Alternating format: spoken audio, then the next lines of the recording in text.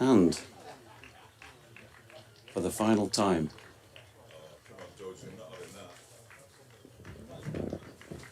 in 2023, somebody hasn't knocked the queue off back we'll sort that out in a minute. Welcome to North Marine Road for day 4 of Yorkshire versus Derbyshire, where Derbyshire need 506 runs to win. Yorkshire need 9 wickets, and while I sort that out, here's my colleague David Fletcher. Hello. Thank you, Dodgy. Obviously, the listeners won't be able to hear that we can hear ourselves about half a second, if that, after we've said something. So, while Dodgy sorts that out, the umpires are already out in the middle. I need to get my... There it is. Umpires Neil Pratt and Anne Harris.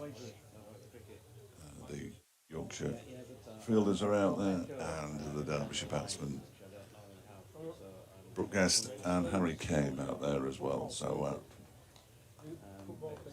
just about set. It's overcast, although we did just see very much a hint of the sun trying to break through, so that it will almost certainly burn off by lunchtime. But it really might be a matter of how many down.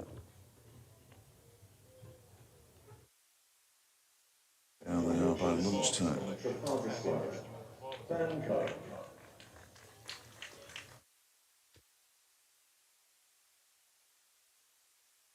The echoes of applause. What? It's we could do a little. It's like one of those rounds, isn't it? If you got, is it a reverb button? Yeah. Yeah. Awful. Myself at the best of times, but now I'm listening to myself about half a second after I've said something. That's quite disconcerting. So I think I'll let you do it.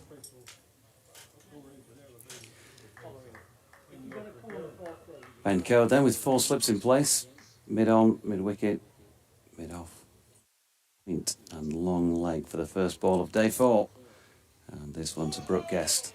Sees the batter shoulder arms and there's no run. Just for a moment there was offering of sun, but it's clouded over again. So probably the best bowling conditions of the match so far. Yeah. In the early part of day 4. So it's almost a question of how many wickets they lose by lunch, isn't it? Isn't it? This is so irritating. Code. Again past umpire Harris. Guest solidly behind it, pushing into the offside, no run. Stop saying the names twice. This is truly horrible, isn't it? Isn't it? If you turn that cue right down, turn the cue on turn that down, then we won't be able to hear it. There you go. Because it's coming back from Leeds. That's the issue. No question about it. I've had it before. Sometimes when they swap studios, and this is it's not very technical because I don't understand the technicalities, but sometimes when they swap studios and they've got both faders up in each studio, you hear yourself back, and it's just awful. Puts you off. Go to Guest. Short ball, cracked away through cover, off the back foot, and 4 down towards the tractor. Can I tell you what Leah's Deploy told me yesterday? I think I've already told you off air, but question 1, I can't remember what it was. Question 2, mindset of a batsman who has to go out knowing that they can't win the match but has to bat all day, and that's the key. Answer, I think it's a bit unfair to say that we can't win this match, which absolutely floored me, if I'm entirely honest with you. And there's confidence and confidence. But Leah is more confident, which seemed a bit bizarre. Well, Yorkshire will be happy if he has a go at it, I guess, because he'll be playing shots.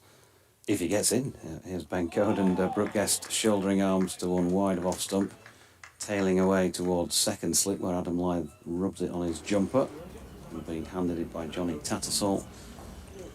No run. And another, you mentioned to Oggy when you were speaking to him last night. I was listening. Sorry about that. I was only sitting here, so it was difficult not to. The sort of recent history and the win at Trent Bridge, which was good at the time, but was disastrous in the long run. It was the game at Hove this season that is the most recent. Code in, and that's dropped into the leg side by Guest. No run. Yeah, and I launched into that, and then not knowing the actual figures, Yeah, regretted well, it immediately and said that they've had a bit of recent we all do history. that. We all do that, don't we? I think they were set 481 in 58 overs. And I was, now they're not going for it. Adrian Harm said, "Cool, get this, you know." You know what Adrian's like. I said, "Adrian, will you just stop it? They're not going for it." And they only stopped going for it in the last 2 overs when they'd lost a little flurry of wickets. Code to Guest again. Similar delivery to a few in this over, which he leaves. End of the over, 69 for 1. And the difference being that they had Haider Ali in the side for that, and he is a very good one-day cricketer, and that's very much his background. And he launched, and Laister Ploy launched, but they needed something like 250 in the last session. And I'm told, well, Mickey Arthur said it in his post-match interview down at Hove, that Laister Ploy and Wayne Matson came in at tea and said, "We're going to win this." And Mickey said, "Well, you're mad. We need 250 runs." And they said, no, we're going to win this. And they went very, very close. Now, whether they can do the same here, who knows? I mean, it might happen, it might not. And you would think the odds were against it. But the majority of this team have that memory. As George Hill begins the first over from the Peaceown Park end, and it's pushed out into the offside by Harry Kane. There's no run. But I admire his confidence. And we'll discover how misplaced that is over the course of the afternoon. I think 10:30 starts should benefit the bowling side, especially with this cloud cover. The sun desperately trying to burn off the cloud. As Hill goes in, 3 slips in place, and that's turned off his pads by Kane for a couple of runs.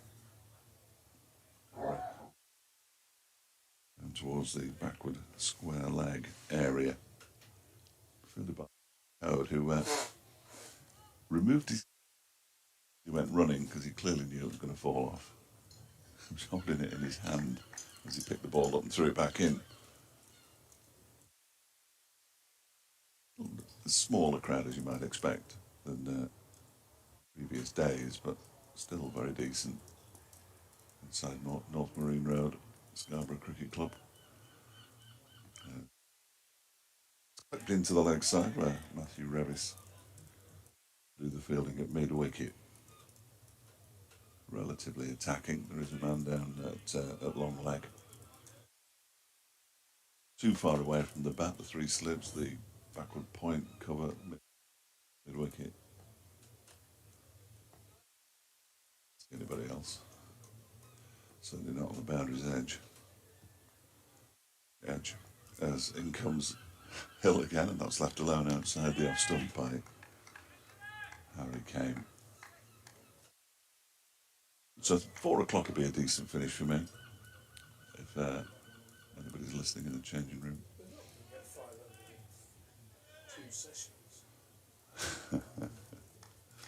Well, stretched to 5:30 then. I don't know.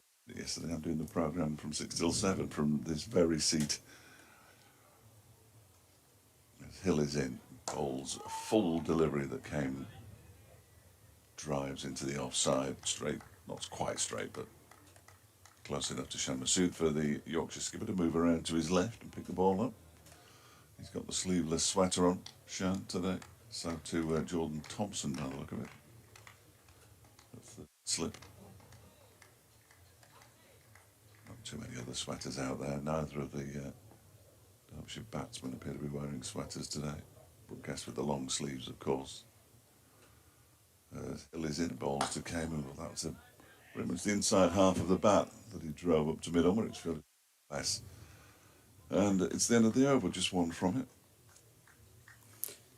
Derbyshire have moved on to 71 for 1. One. Indeed. Nice. Smooth. I was wandering down from the guest house this morning to the ground, and I happened across a lonely-looking old chap who was having a a dinner party on DT the was here much before you. dinner party on the cliff top there on a bench, feeding the local gulls. Was it? Yeah, inviting his friends along for the party. David Townsend. Sorry, I've spoiled your story there. Thanks for that. You spoke too soon, a bit like often in the quiz last night. As Cody's in from the Trafalgar Square end. And Guest has got an edge to Adam Lythe at second slip and gone. First wicket of the day. Yorkshire celebrate. Guest is out for 20. And Derbyshire 71 for 2. He's annoyed with himself. He probably didn't have to play out that one, Brooke Guest. It was a little bit outside the off stump. There was a good bounce on it. He just really needed to leave it alone, but he couldn't resist. And got the edge and a comfortable-ish catch. It slipped for Adam Lythe. Ben Coe picks up the first wicket. And now the game is on because here comes Wayne Madsen. Madsen deployed, potentially hold the key to Derbyshire's survival or otherwise. Here today, Matt Lamb and Anuj Dal, and then into the bowlers. So to see how Wayne Madsen does, having made 93 in the first innings. And looking to bat and bat and bat. He gets a little fist pump from Mark Watt as Watt leaves the field as 12th man.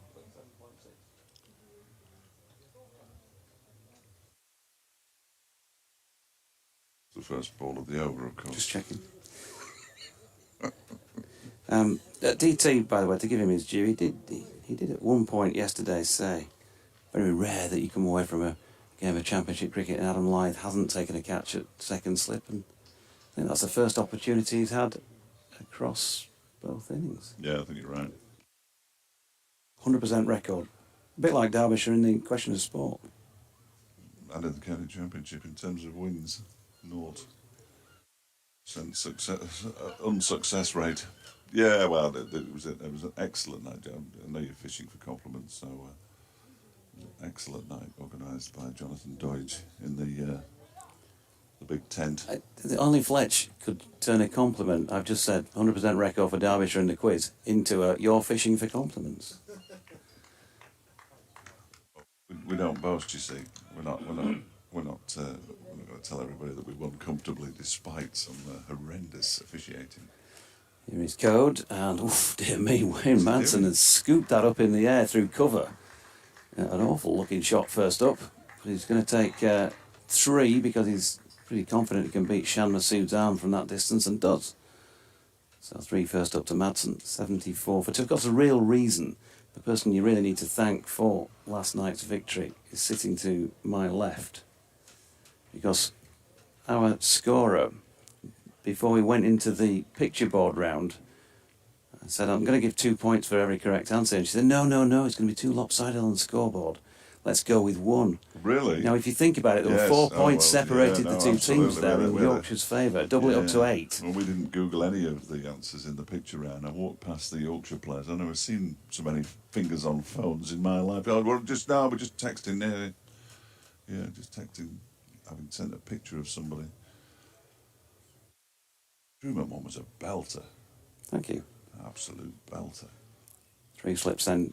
Code bowls to Kame. Good delivery, which leaves Harry Kame. They've got a leg slip in place, Jordan Thompson. Another catcher, James Wharton, with the shin pads on. He's at short mid-wicket. Field closing in. We couldn't decide between Len Shackleton and Dixie Dean. It turned out to be Fred Truman. You went with Dixie Dean. I never saw Dixie with a side party. I mean, he may have had one at one stage, but that looked like Fred had a side party. It was just like Dixie. It was the striped shirt that was really bugging us. In comes Code again from the Trafalgar Square end. Straighter delivery, and Harry Kame deals with it, pushing him to Masood in the offside. No run. Yeah, I was just looking for some images, and I thought Truman. Oh. And there were the usual Truman sort of images, and I saw this one and thought, do you know what, that's interesting. I didn't know he'd play for Lincoln City. No, neither. No, I did. I didn't. We went Shackleton because obviously he played for Newcastle, didn't he? And Did he play for Sunderland as well? But there were stripes. It was a black and white photograph. Did he play for Sunderland? Of course he played for Sunderland. Yeah, exactly. So Here's Code, and that's wide of off stump and shouldering arms. Harry Kane play for Bradford Park Avenue, Sunderland. yeah. But and I mean, I've read a lot about Dixie Dean because of course he was a Birkenhead boy of the production line in football that is Tranmere Rovers. Just looked like him. Facially, that was the only thing I went off. I was really disappointed to find out it was Fred Truman. Code in once again, and again a straight delivery. He's got to keep persisting with that, hasn't he? Harry came solidly behind it, and there is no run to complete an over that involved the first wicket of the day, that of Brooke Guest. And 74 for 2 at the end of it, with Madsen on 3 and Harry came on 35. Yeah, just what Yorkshire wanted. Get rid of one of the proper Derbyshire room of Madsen and deploy. For a moment, I thought you were going to say get into the tail then. I thought, I know things have not been going that well, steady. But no, we're not there yet. We're not there yet. It's a big break so early.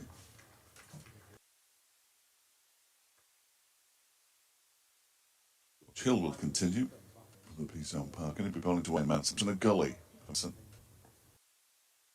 very close, an extra cover, and Madsen just pushed square on the offside, and there is no run. But that was an excellent night. It was an excellent night. To everybody who turned out as well. Goose was fantastic, wasn't he? In Derbyshire colours. No messing about. He just kept saying, look, I'm not going to answer any of these individually. We'll be conferring for everything that comes to me. Get it opened up.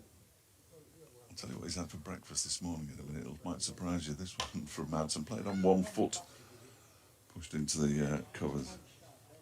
And there's no... He's had smoked kippers cooked in lemon and parsley butter, served with poached eggs, lemon wedge, sourdough and rocket. And he's now been banned from ever joining us again for either a drink or even a conversation. There's Goose. That's where looks are deceptive, because you looked at him, you wouldn't... And if we did a question like the commentary thing last night, where you give the names of the answers, you wouldn't fit that with him, would you? No. Next delivery from Hills, defended straight back to him by Madsen. No, I didn't think that. No, I'm very disappointed. I was disappointed as adjudicator with the behaviour of 2 points. Yeah, DT trying to be amusing, but failing dismally. I only swore once. I got docked a point. I took my punishment and we moved on. But I stand by the comment. Here comes Hill and bowls to Madsen, who drives but doesn't time it. And fields at extra cover. I'm not sure that the evening got off to a great start when I said I would send you all out the back of the building, but the Yorkshire lads, a bit like in this match today, might lose their way and not be able to find their way back in. Yeah, that was harsh. It was brave. There was a lot of, what's he talking about? Yeah. What are you about, Doidgy? Very brave.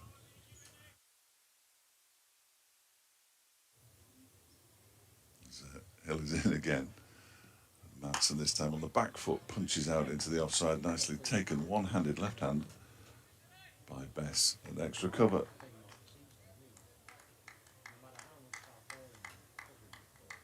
Big job for Don Bess to do today. But you'd think so, wouldn't you? 27 overs in a row yesterday, Alex Thompson bowled, which is a good effort in itself. His figures were large at one side. That one is driven by Madsen out towards the extra cover boundary. I didn't think he was going to get 4 for that, but Revis, who was hurtling towards it, is it not Revis? Wharton. So he's not as quick as everybody was telling me then. I thought he'd have caught that if it had been Wharton. I'd heard he was quick. He didn't get it, and he ended up going 3 rows back up the steps, which is always a danger here. He looked as if he was doing the hurdles, and you now know, of course, how many hurdles there are in the 110 and 400 metres. Yeah, we knew the 110, but unfortunately he knocked a couple off for the 400 rather foolishly and got that wrong. It's the end of the over, incidentally, that boundary. Madsen to 7. Harry Kane has 35. Derbyshire 78 for 2. We know a lot. We know a lot more today than we knew yesterday, Dodge, and that's the main thing about this, isn't it? When you're writing the questions, I was kind of chuckling to myself because I'm obviously going to put some Derbyshire and some Yorkshire ones in there. I wasn't sure who would get what because of the toss at the start of the quiz. Here's Ben Code bowling to Harry Kane, straight delivery, flicked off the legs to James Wharton at short mid-wicket, no run. So it sort of dropped the kind of the opposite way to what I'd imagined, really, but that made it a bit more fun with the Yorkshire getting a Derbyshire question and Derbyshire getting a Yorkshire one. And then Griff saying, if there's a racing question, red rum. Yes. And he happened, all the And we 80 questions on the night. Genuinely had discussed it the evening before. Just the Chesterfield question, sadly. Code to Kame, and again another straight delivery. He's bowling well here, Ben Code, taken 1 wicket, and he's asking some questions, but Harry Kame up to the task. Batted really well, I thought, last night. It's a long old job, isn't it, playing the 4 sessions for a draw. Got to have commitment, concentration, and he showed that last night. He left the ball really well, didn't take on anything he didn't. Come on, this season, Harry Kane had his opportunity and taken it. Going in again, this one just a bit leg stumpish, and he's clipped it away. He's taken the opportunity, Harry Kane, to add to his 35 with 4 more. 82 for 2. Nicely timed. And they've got to keep scoring, haven't they? You can't just block everything when it comes along. Take the opportunity, but that won't displease Yorkshire too much, because the more shots they play, the more chances of catches and mistakes. We're talking Don Bess. I wonder how much we might see even somebody like Adam Lyth today with his slower off spin. Because there'll be a few shots to be played there, and if somebody gets under 1 or 2, you never know. The sun is threatening to burn its way through again. So this bit of mizzly cloud cover, sea fret, call it what you will, might not be with Yorkshire's bowlers for that long. They'll want to try and exploit it while they can. Indeed. I can imagine that Lyth will be pecking away at the skipper as well, saying, give us a go, give us a go. That kind of character, isn't he? I'll do it. I'll win the game for you. Yeah, James Wharton turning it square as well in the nets this morning with his off spin. Yeah. Could do a Mitch. It does. Wax It always makes me laugh when the bowler nets, because every bowler turns it square, don't they? Yeah. Now they've just taken Finley Bean out of third slip and put him in square on the leg side, about 4 strips away from the bat. He's static, so you'd call it a catching position, but Harry Kane solidly defending. Another Ben Code delivery. It always amazes me that good crowd, 2,300 on days 1 and 2. Not sure what the official figure was yesterday. And then the last day, when you're going to get a result, and Yorkshire in the ascendancy, Absolutely. far fewer people in the ground. I suppose that the casual coming up to Scarborough for a couple of days, you'd come for days 1 and 2 there, wouldn't you? Code to Cave, who drops it out through gully. Lyth out of second slip will retrieve it, but they get a single.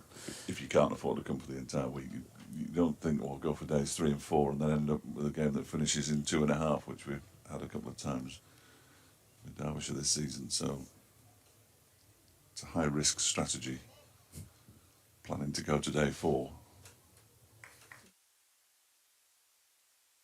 John Dodds, groundsman, making his way down beneath us. Had a chat with him out in the middle just before play started. Seemed pretty happy with the way the pitches held up. Code coming in this time to bowl to the open stance of Wayne Madsen with 4 slips in place, and he's that way backward of point. Long chase for Bean, who's also pretty quick across the ground as it happens. They look quicker than Morton, though. Yeah. 3 to Wayne Madsen, the result. Here it comes. Just looking at the footmarks that have been left by the bowlers, there are areas at both ends that might interest off spinners. Don Best to maybe drop it in, particularly Bowling up the incline from this Peasholm Park end. No. You really do look like the village idiot. Yes. Well, I couldn't take my headphones off because I can't reach the button. I think we need. I know how you enjoy when I move the headset. We need commentator cam on, don't we, at this stage? Just on Fletch, of course. Like a pea on a drum. Hill begins a new over, driven square by Madsen, but can't get past the man at point, who is James Wharton. Trying to keep the sun out of my eyes, but what I could do is start doing all this, but I've decided not to bother doing all that. And I'm going off in a minute to update Radio Derby, so there's no point in doing it. The ability to see a screen and the action is reasonably important.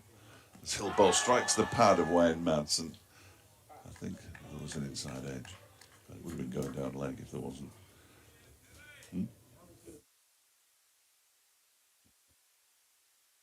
The appeal was stifled. It was, wasn't it? The commentary may also be when the sun comes out, because seeing... You can't see the screens, Yeah. absolutely. I find the cap helps seeing the screen, even if it does make me look silly. You don't need the cap for that. And I'm just going to say, well, I was going to say, but looking silly has never really bothered me. Hill is into Madsen, who drives, but Masood will get around to do the fielding at mid-off. Did the job, Shanny, got in the way of it.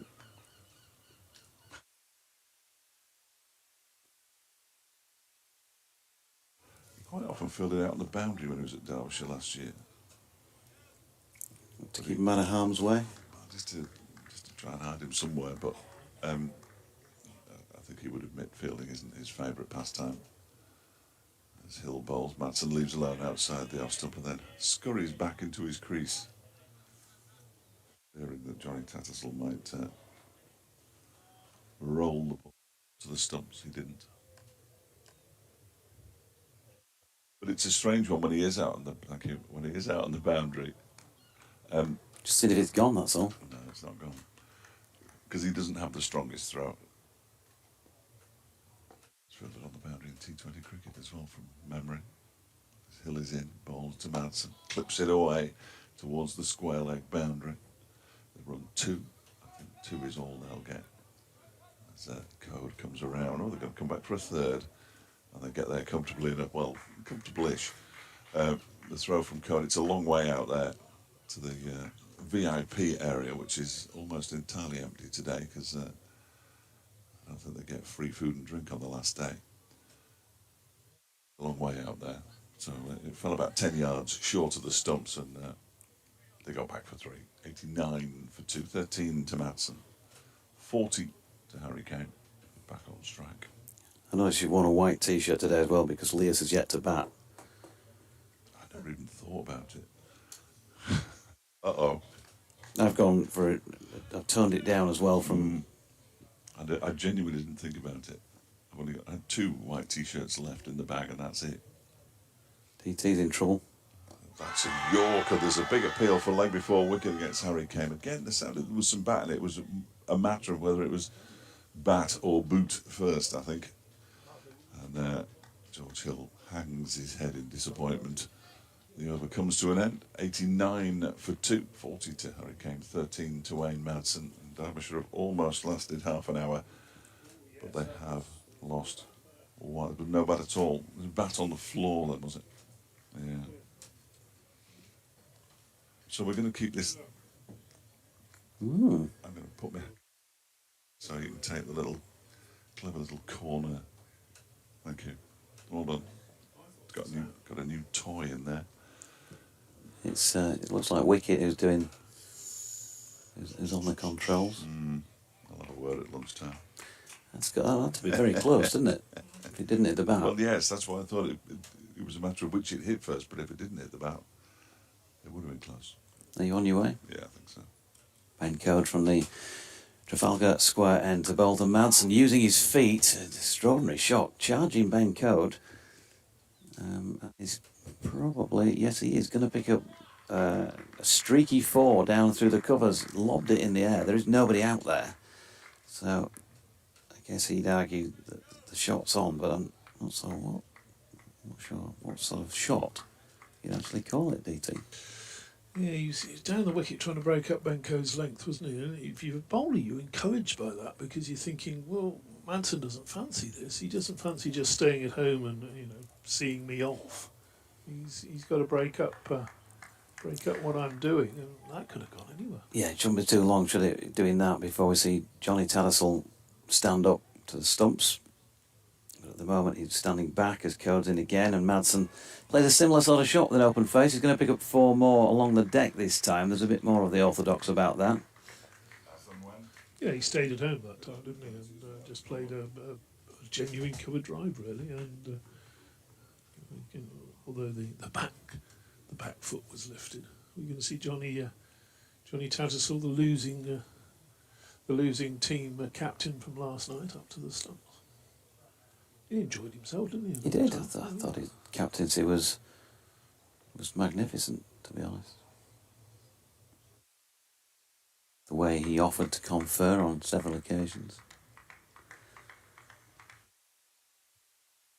Very good questions, I've got to say, Doidgy. I was impressed with your research. Don Best winging his arms round at mid-on, having passed the ball to Code, who's in again, bowling here to Madsen, who once more advances down the pitch. Extraordinary stuff from Wayne Madsen so far. He's breezed on to 21.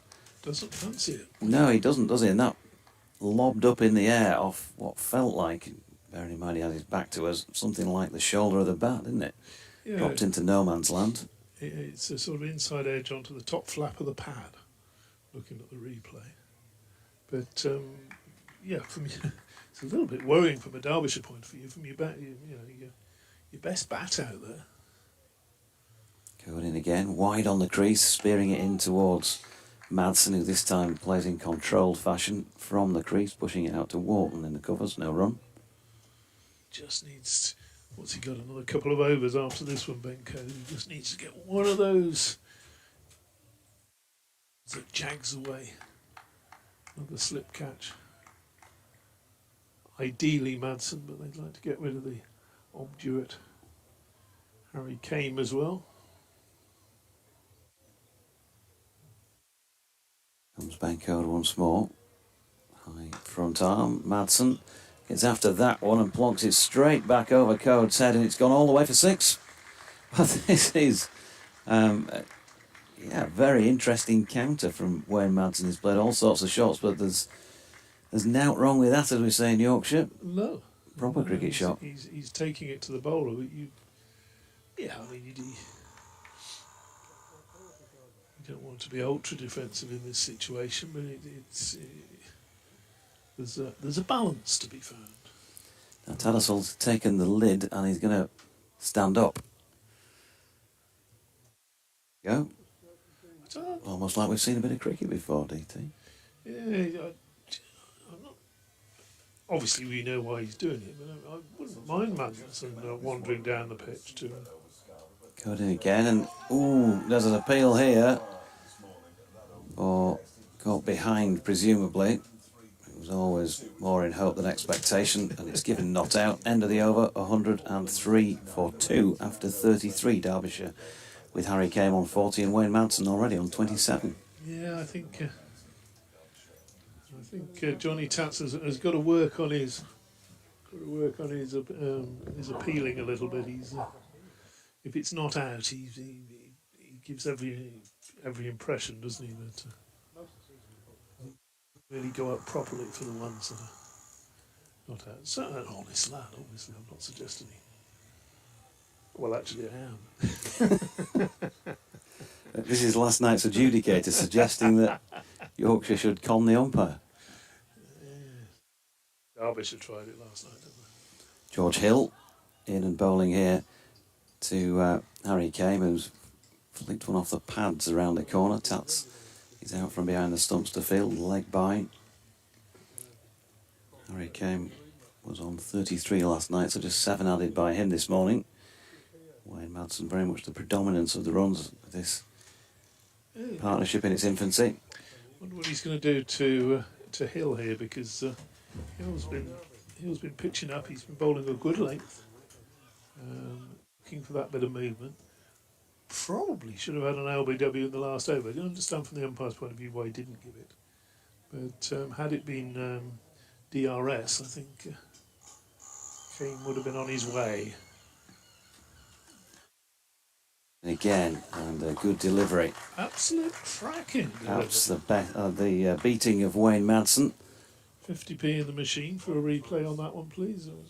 It's really bounced, hasn't it? And we've gone through. Thank you very much. Look, jeez. Wide of off stump, and Jags back in on the rise past Madsen. Best ball he's bowled this morning, or as far as, movement. And, oi!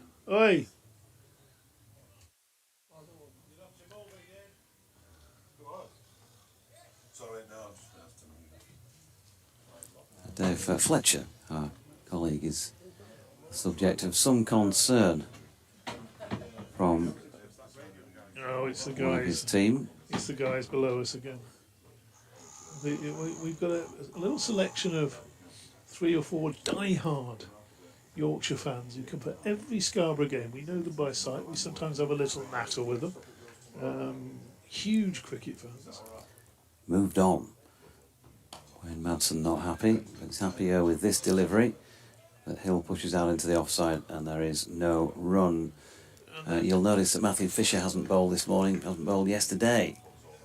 He's got a little tweak to the side, and unlikely, I think, that he's going to be bowling for the rest of this match, which obviously means Yorkshire are a significant bowler down, hence George Hill opening yesterday from this P-Zone Park end. There we're seeing where the spectators have been moved from. That's our commentary box, Cali 2. In comes Hill, and Madsen pads that off, really, trying to flick it round the corner. In fact, he was off the bat, according to umpire Neil Pratt. A bit of bat on that. I think the commentary box is named after the late great Dave Callaghan. I think we let him down a bit last night, Doidge. I mean, Yorkshire never lost when Callie was doing the questions and adjudicating himself. Always managed to get the White Rose over the line. In comes Hill again, and back foot Harry Kane has played that away through the covers. Good chase by the speedy James Wharton as they get back for 2. Flicks it in from just shy of the boundary rope. Did well there, didn't he? Yeah, Harry came on to 42 now. In the context of the game, it proves nothing. He's pointless. Derbyshire aren't going to get their win. But it just shows, we're going to stay sharp. We're going to stay on our game. We're not going to give any soft runs away. You could have just trotted back after that and not risk serious injury by clattering towards the bleachers. Hill in. Kane turns that one to mid-wicket, where Revis does the fielding to complete that over. George Hill hands to his face again in frustration. He thinks he's close, and you wouldn't be surprised if he nips one of this pair out, but at the moment he hasn't managed to do so. Kane 42, Madsen 28, 107 for 2 after 34 Derbyshire's second innings. Yeah, Derbyshire batting to save this game. What do you reckon Yorkshire have got to do? Obviously they need to take 8 wickets, but by lunchtime get another couple back. Doidge, would that be for you? So Derbyshire 4 down by lunchtime. You'd fancy Yorkshire then, wouldn't you? Yeah, I think so. Tattersall still standing up then. Code bowling to Madsen. 3 slips. First ball is right up there. Driven to Masood at mid-off. I don't think Dave Fletcher's now back. It wasn't thought initially that he was sitting outside and needed to be asked to be moved, but it was actually these 3 spectators in front again, Dave, who, they were above the side screen. Not really causing too many problems. Yeah. Code to Madsen. flicks this one into the leg side, and there is no run. Stuart McArdle had sent in an email on the music front yesterday, which I thought I'd read out, asking, does In the Masood count? Well, yes. Yeah, we had several variations. In the Masood for dancing. Yeah. Several variations of Mood and Masood, didn't we?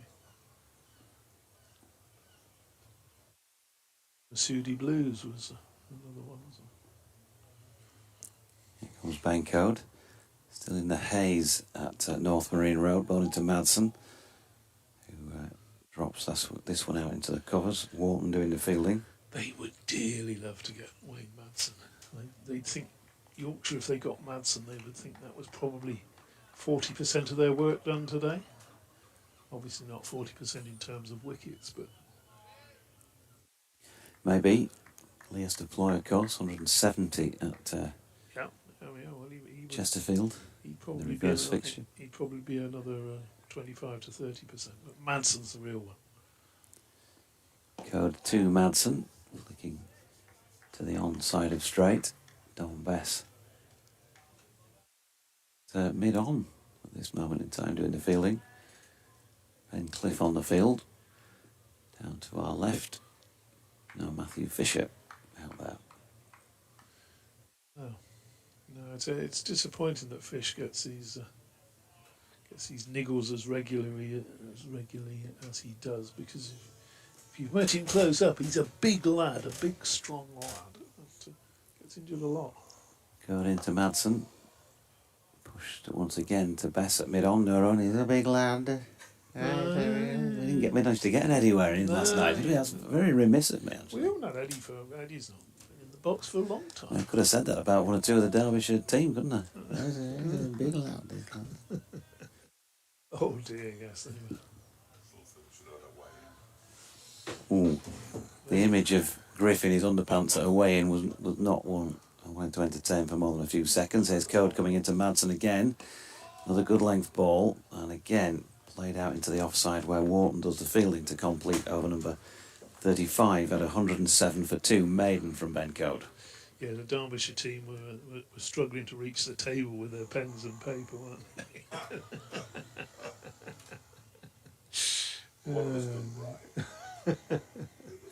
Goose was all right.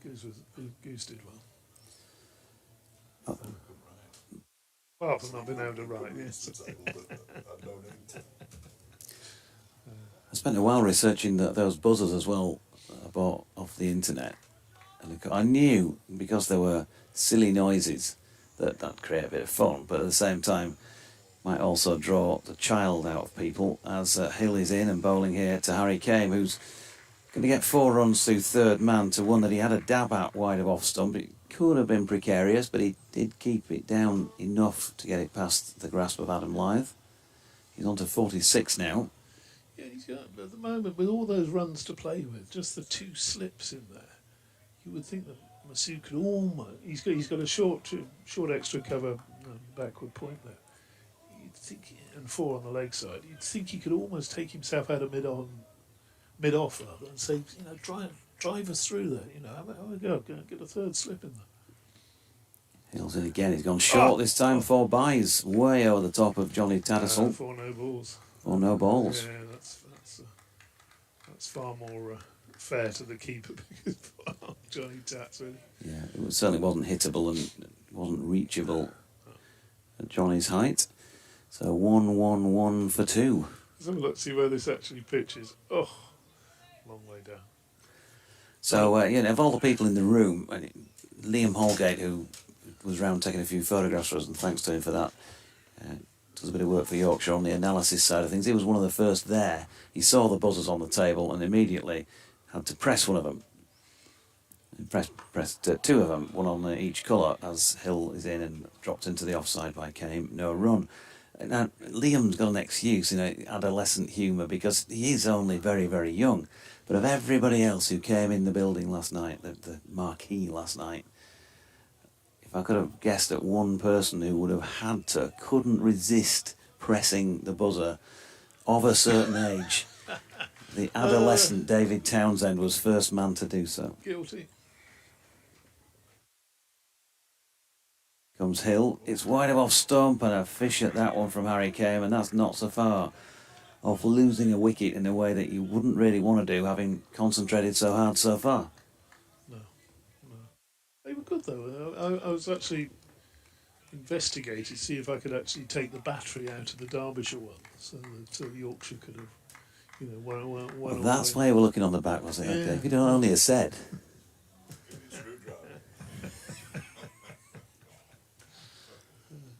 I was trying to be level-handed.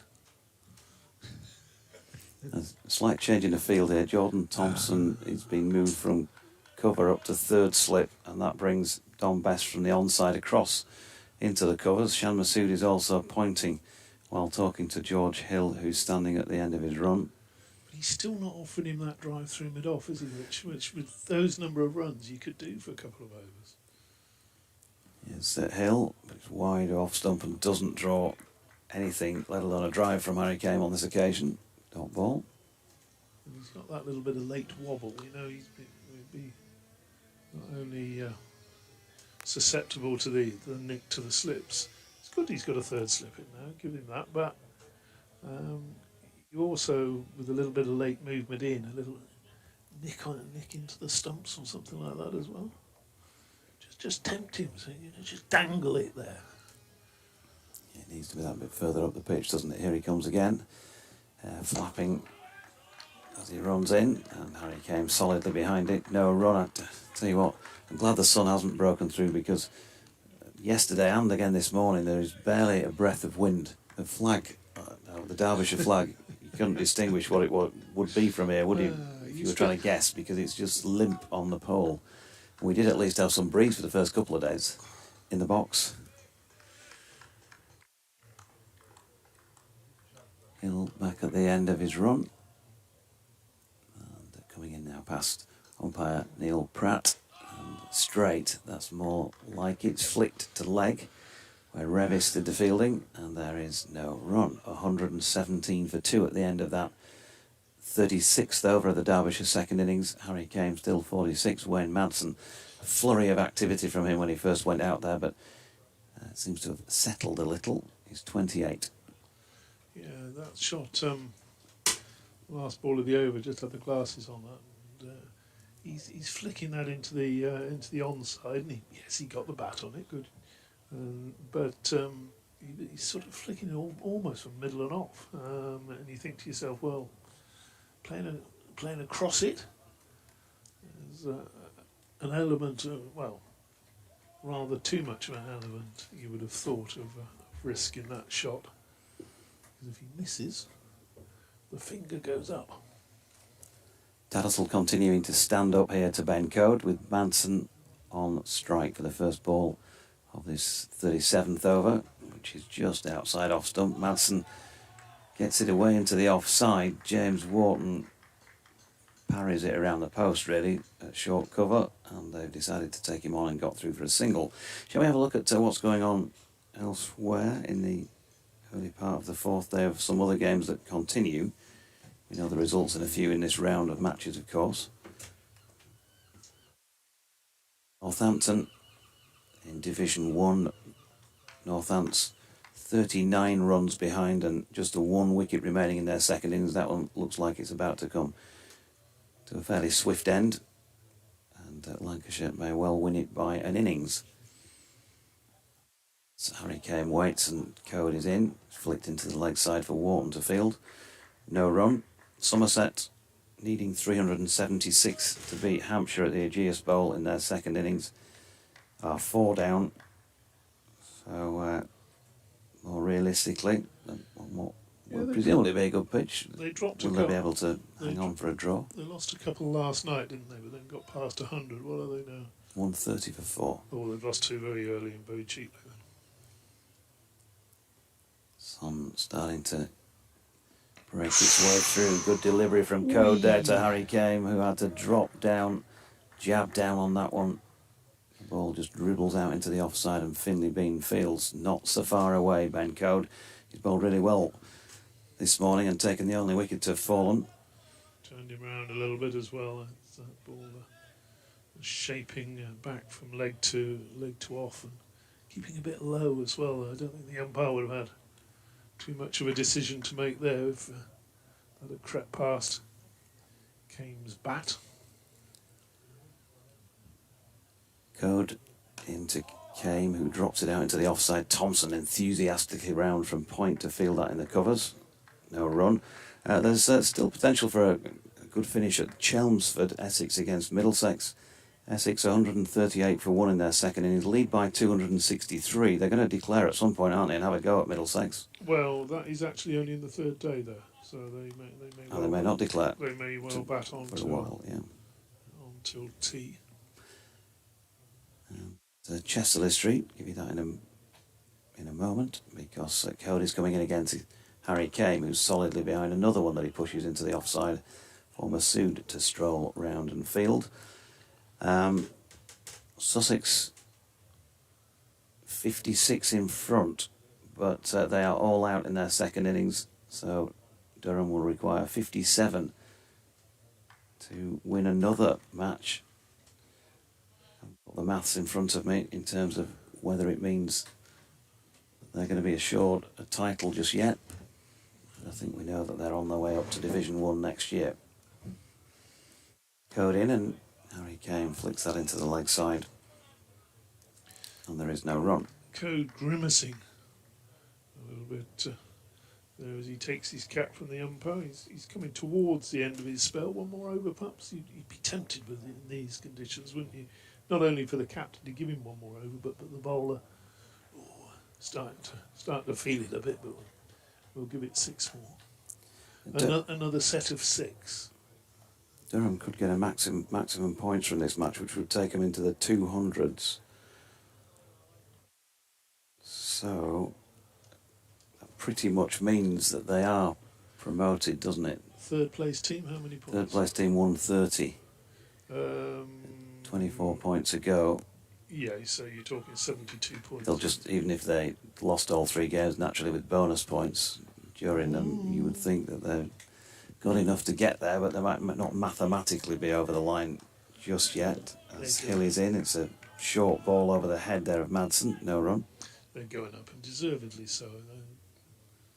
I don't have, I have a lot of sympathy for Durham, the way they've been treated, and heart ripped out of the club really with that relegation a few years back, and come back is a good thing. What do you? I'm just trying to do the maths on my fingers as Hill comes in and Madsen angles this one away backward of point. He's going to pick up 4 through third man. Nobody in sight down there for Yorkshire.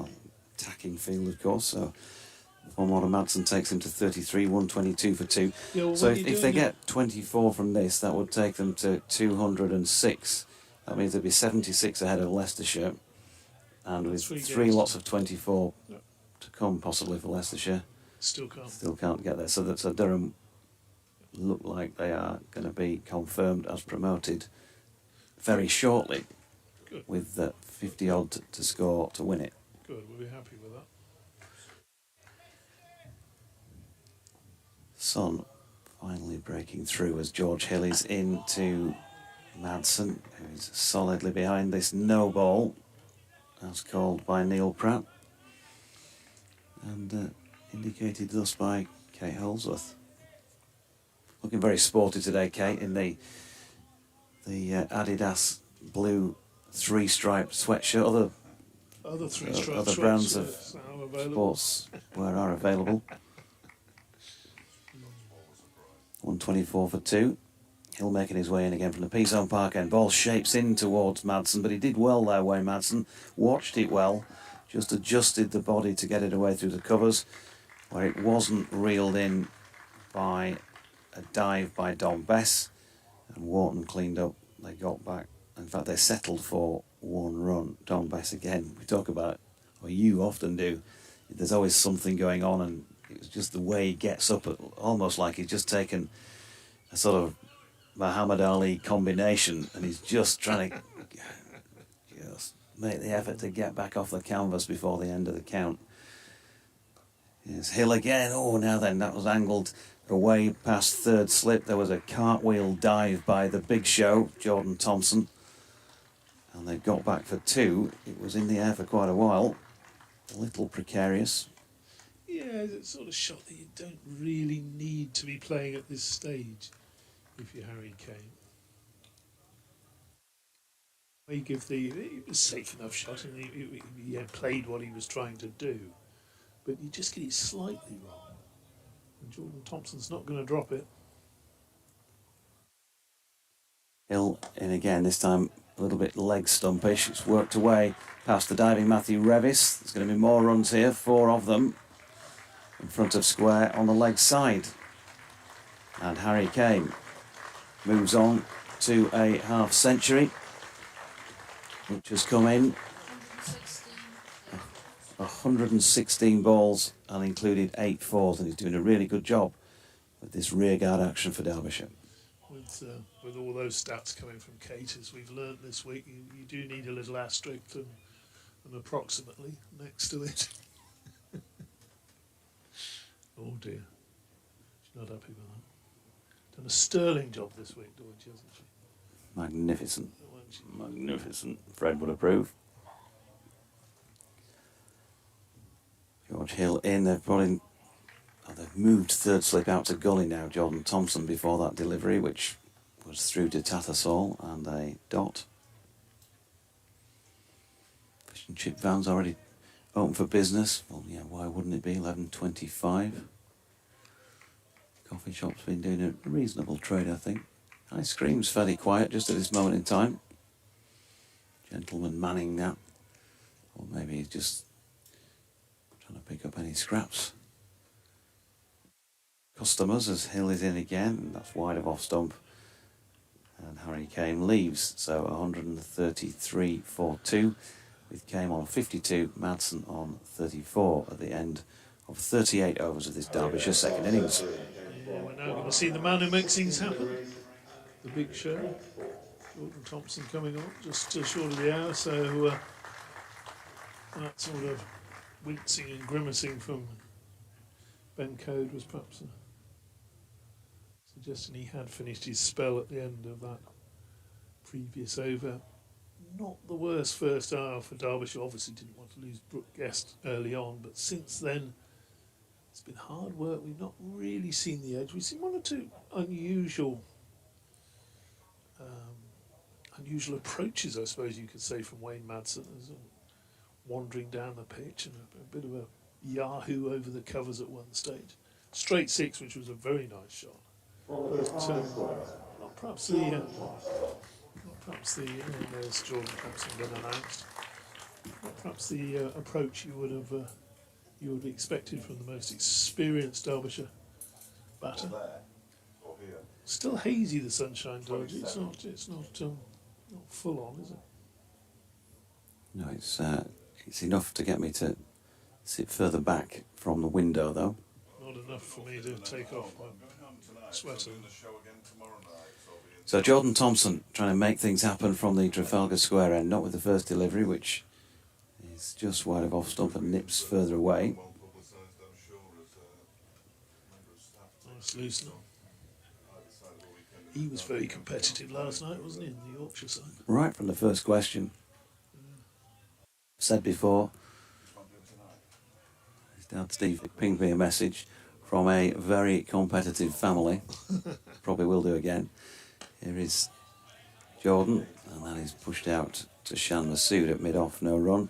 But immediately with that C-axis question, and on reflection, you were reflecting on a few things, and on reflection, I should have just binned that. Yes. And put in a different question about a different county badge. Well, let's give the listeners that question, and they can just think about it for a couple of minutes, and you can come back to the story. What was the question? Which county badge is depicted by 3 C-axes? Here is Thompson bowling to Madsen. He's pushed to the onside of straight. Fielded at mid-on by Ben Code, no run. So the answer, having researched the question, you've done the research, and you reckon was Essex. Yeah.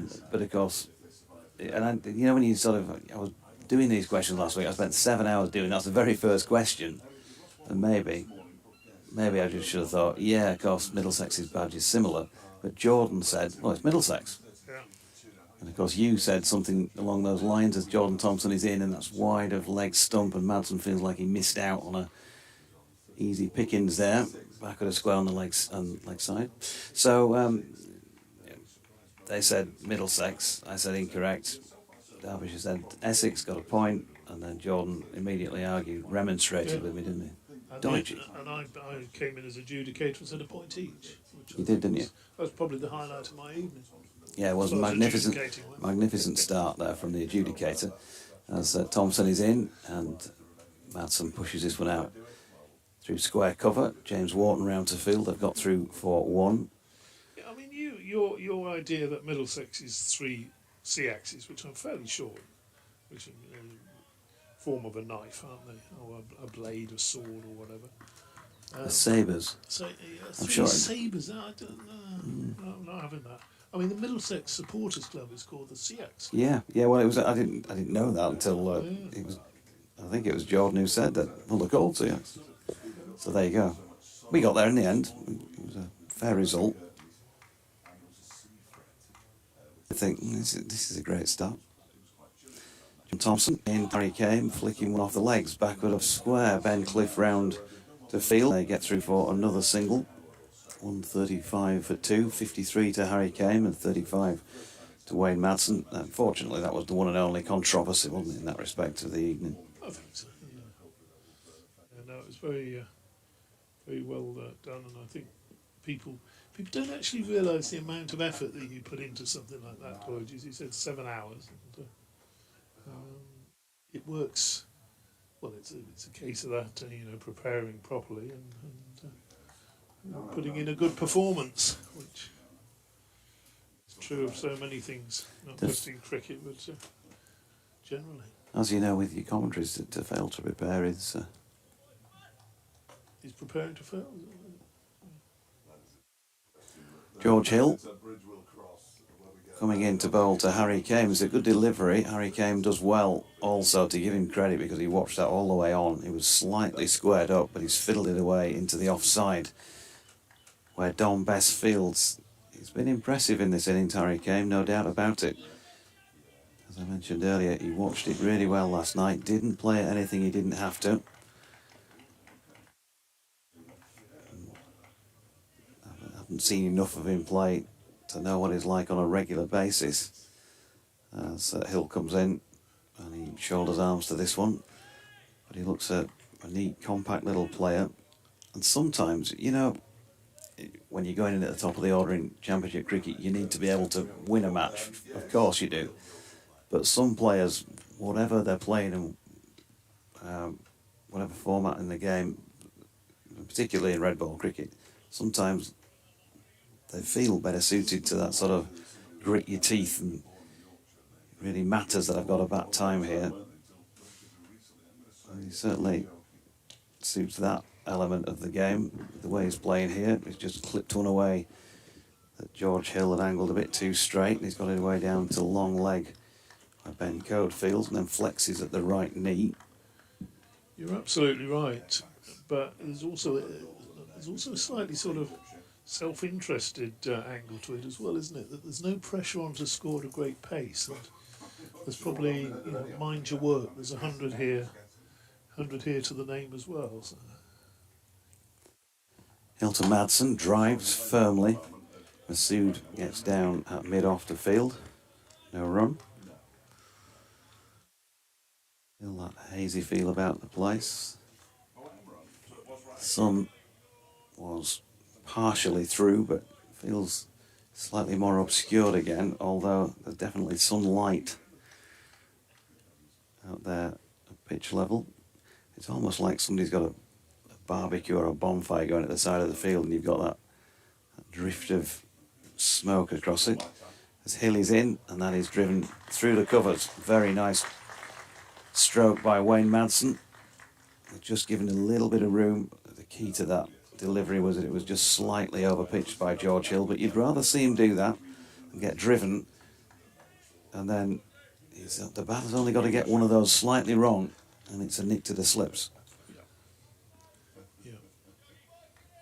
Very nice shot. Didn't bother to move, did he? Just hit it in the way it went. George Hill in again. Oh, there we go. It's not so far away. And Madsen's going to pick up 4 more here. You've got to give him some credit once again for the way he dealt with that, because that nipped off the pitch away from him and he wanted to play at it. He's got runs on the board as a result. But once again, George Hill, the stuff he's getting right here, DT, he's having no luck and he's walking away cursing that fact, I think, at the moment as he heads off back to field at first slip for the next over. Skipper just gave him a little pat on the back there and said, well done. Whether that'll be the end of his spell or not, we don't know. He has bowled since the start of play. One more perhaps around in this haze, as you said. It is a sort of barbecue haze, isn't it? But without the gorgeous smell. Yeah. Where are the sausages? I was thinking more of the fillet steak. Thompson is in, and Harry Kane clipping that one off his legs down to long leg. And they are going to pick up a single.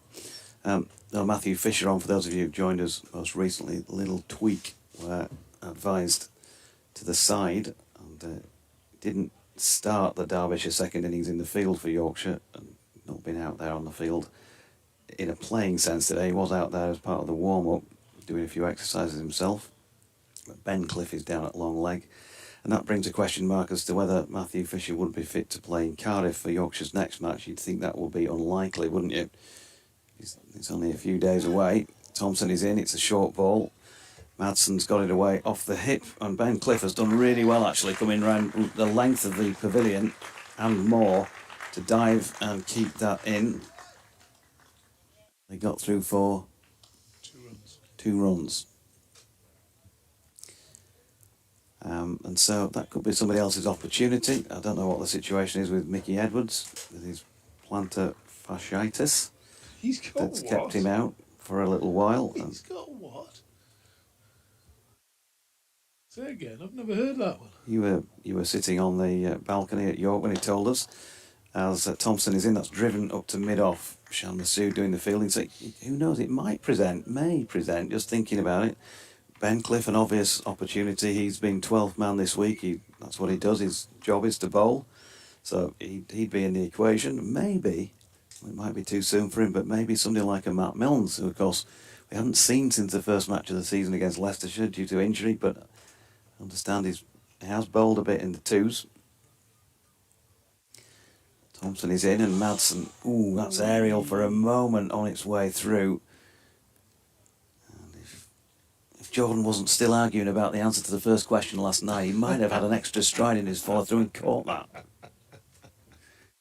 No, I don't think so. It wasn't. It was again. Yeah, it wasn't even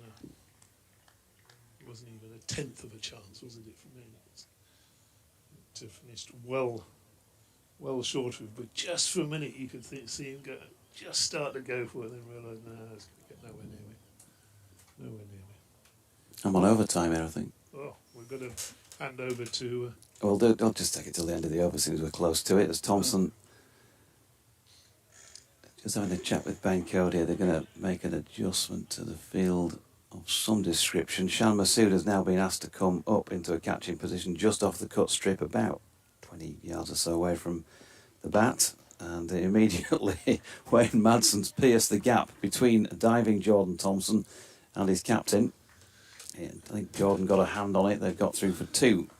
Ben Code having to run round and field. Yeah, but that's what you want him to be doing when you bring that catcher in there. You want him to be playing through there. Still straining for this second wicket this morning, 3rd wicket overall. Doing the crowd getting a bit restless. One or two thinking about lunch, perhaps. 1 or 2 already eating it by the looks of things. Thompson to Madsen. Drives, down the ground into the onside. The ball again in the air. He's 43, Wayne Madsen. He's played several belting shots and several inauspicious ones. That being part of the latter category. I'm going to step out and we'll let you pass the cans on to Fletch. George Hill just leaving the field, and looks as though Isaac Light may again be the man who's going out as, if you like, 13th man for Yorkshire to field. And welcome back, Fletch. Thank you, Dodgy. Yeah, it's been a strange old innings from Wayne Madsen so far, hasn't it? As you say, some glorious shots. And one or two slightly uncertain ones as well. Here is the game, potentially. Don Bess for the first time today. Yeah, it'll be interesting to see these first few overs, how much more the pitch has deteriorated since yesterday afternoon, or indeed if it hasn't deteriorated since yesterday afternoon, but you would imagine there'll be just a little bit more there today. Saw you walking across it with your high heels on last night after we came out of the marquee. That's from the Peaceholm Park end of the ground balls to Harry Kane, who turns that one into the leg side. Just quietly, these two have put 76 on in 81 deliveries, which is about the run rate that they require for the rest of the day, of course.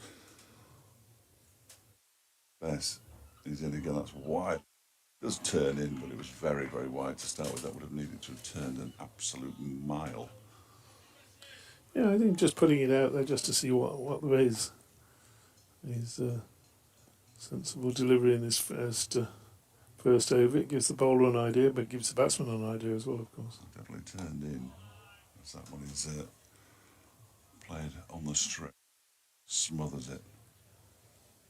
Oh no, the scoreboard's wrong. I've just been told the score is not 147 for 2. Then is it not? Wayne Madsen's actually got 45. In fact, that one is pushed by Harry. Came out into the offside. It is 147.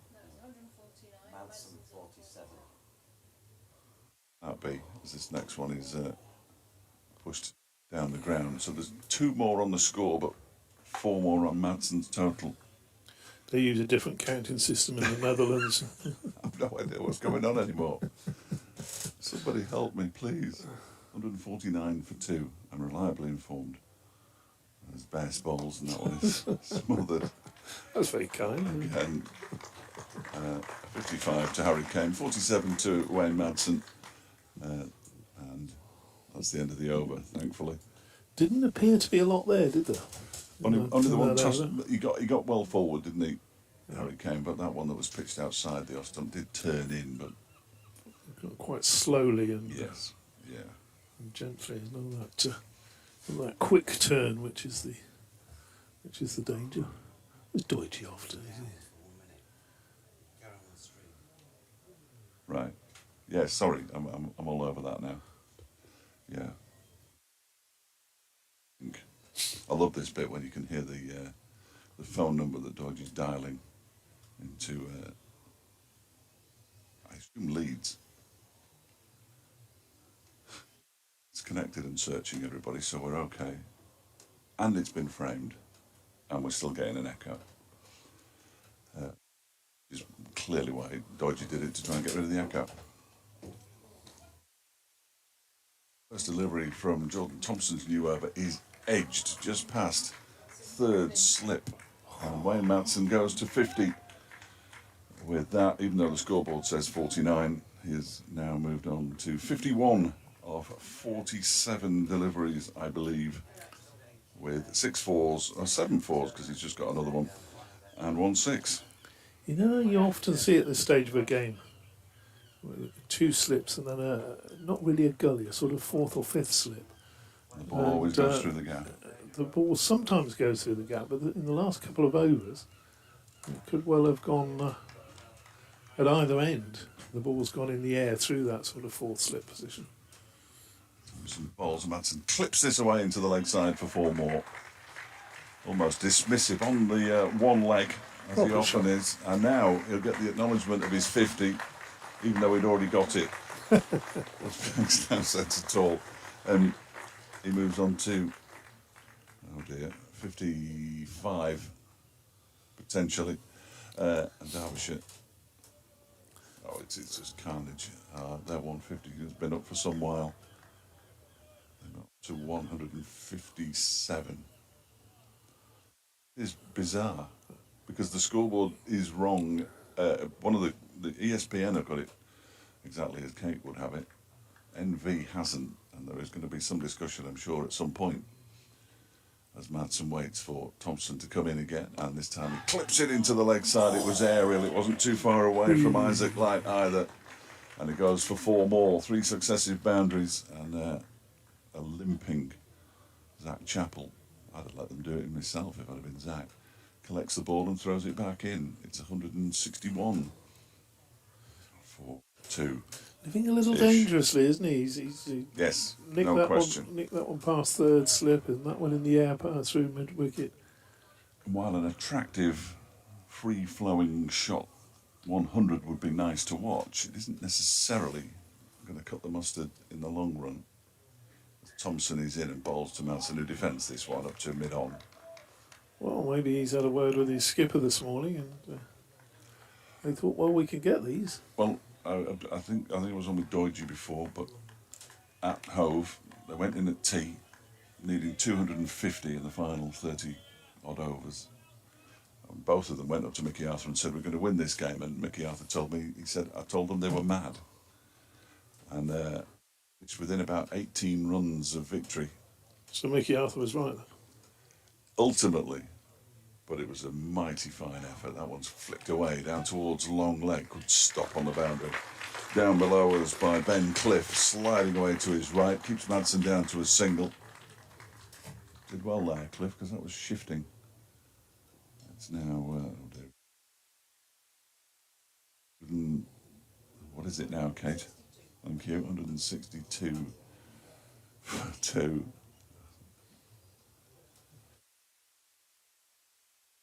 We don't have the score on the bottom of the stream pictures that we have because we're getting the direct feed. So Thompson is in, left alone outside the off stump by Harry Kane. 62 for 2. Although I've got 3 different scores now. I've got 160 for 2, I've got 161 for 2, and I've got 162 for 2. What I can say is that Wayne Madsen's got his half century and Derbyshire are 2 down. Other than that, I'm absolutely out. Absolutely out. And they still need more than 400 to win. I think we can be quite Yes, categorical. quite secure on that one as well. But it'll soon be under 400. It'll be somewhere between 410 and 413. I suppose when you score that number of runs in the final session at Hove, and you've done that, it does give you that little bit of, you know. Well, they've got a memory, haven't they? You've got to remember it. Yeah, you've got absolutely. the memory of it. On that day, the pitch they were playing on was quite close to the Spenkarma Pavilion. And Lear's deploy hit 1-6 that was just enormous. They also had Haider Ali, who isn't obviously playing in this match. So Bess from the Peas home park end. Big attempted sweep from Madsen, who's, I say, I'm going to say he's definitely going for these, but he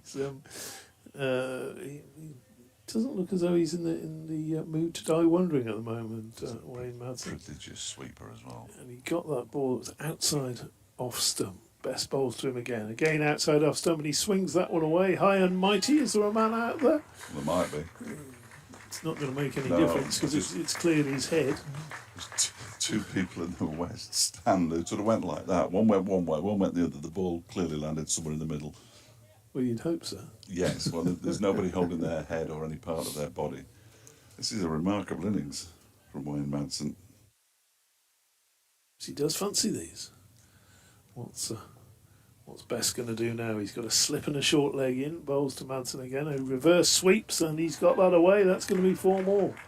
So Madsen is flying, isn't he? He's one of those batsmen that has definitely added dimensions to his game through his experience with the limited, the limited. 2016, he decided he had to up his one-day game, and he has done it to great effect.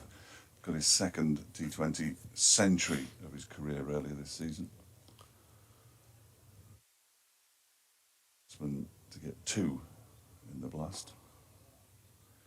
Here's Bess again. Right arm over. Another reverse sweep.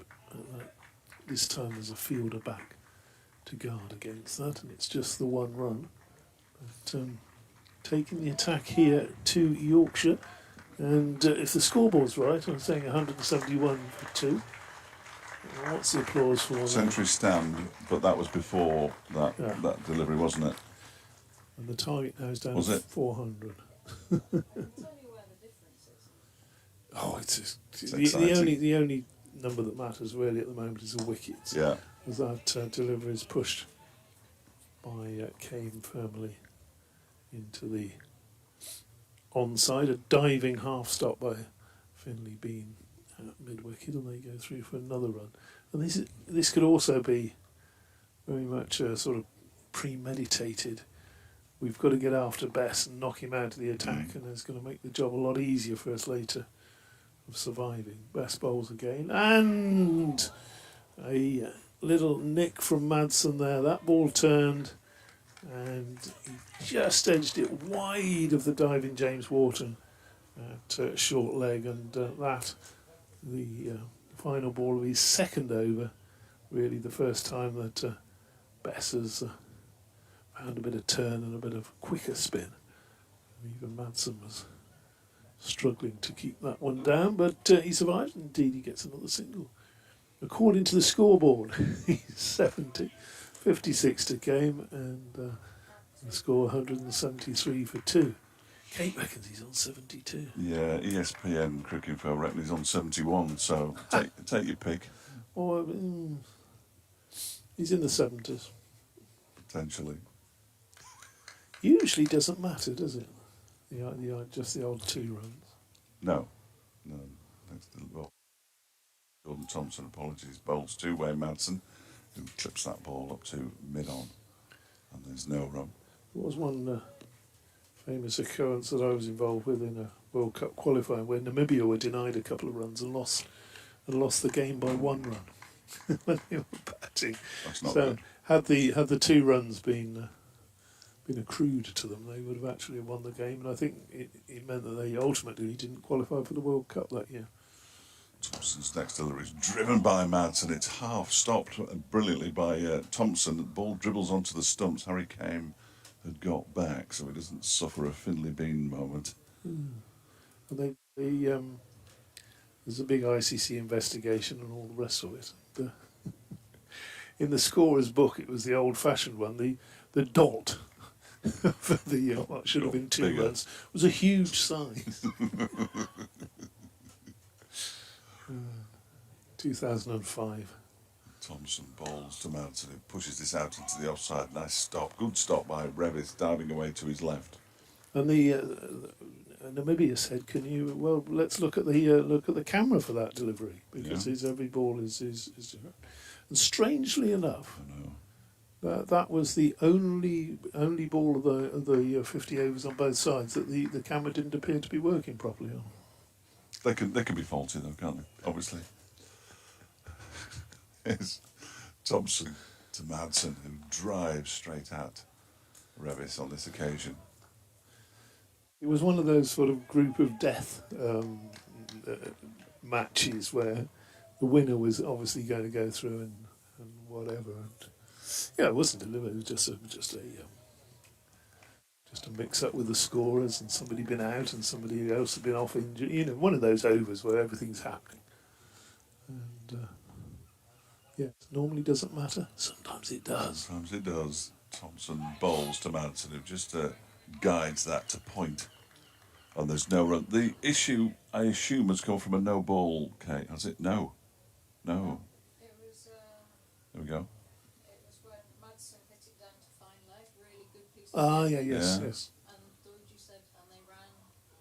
The run. And they ran too. Okay. Yeah. Put it down as a dot. Really?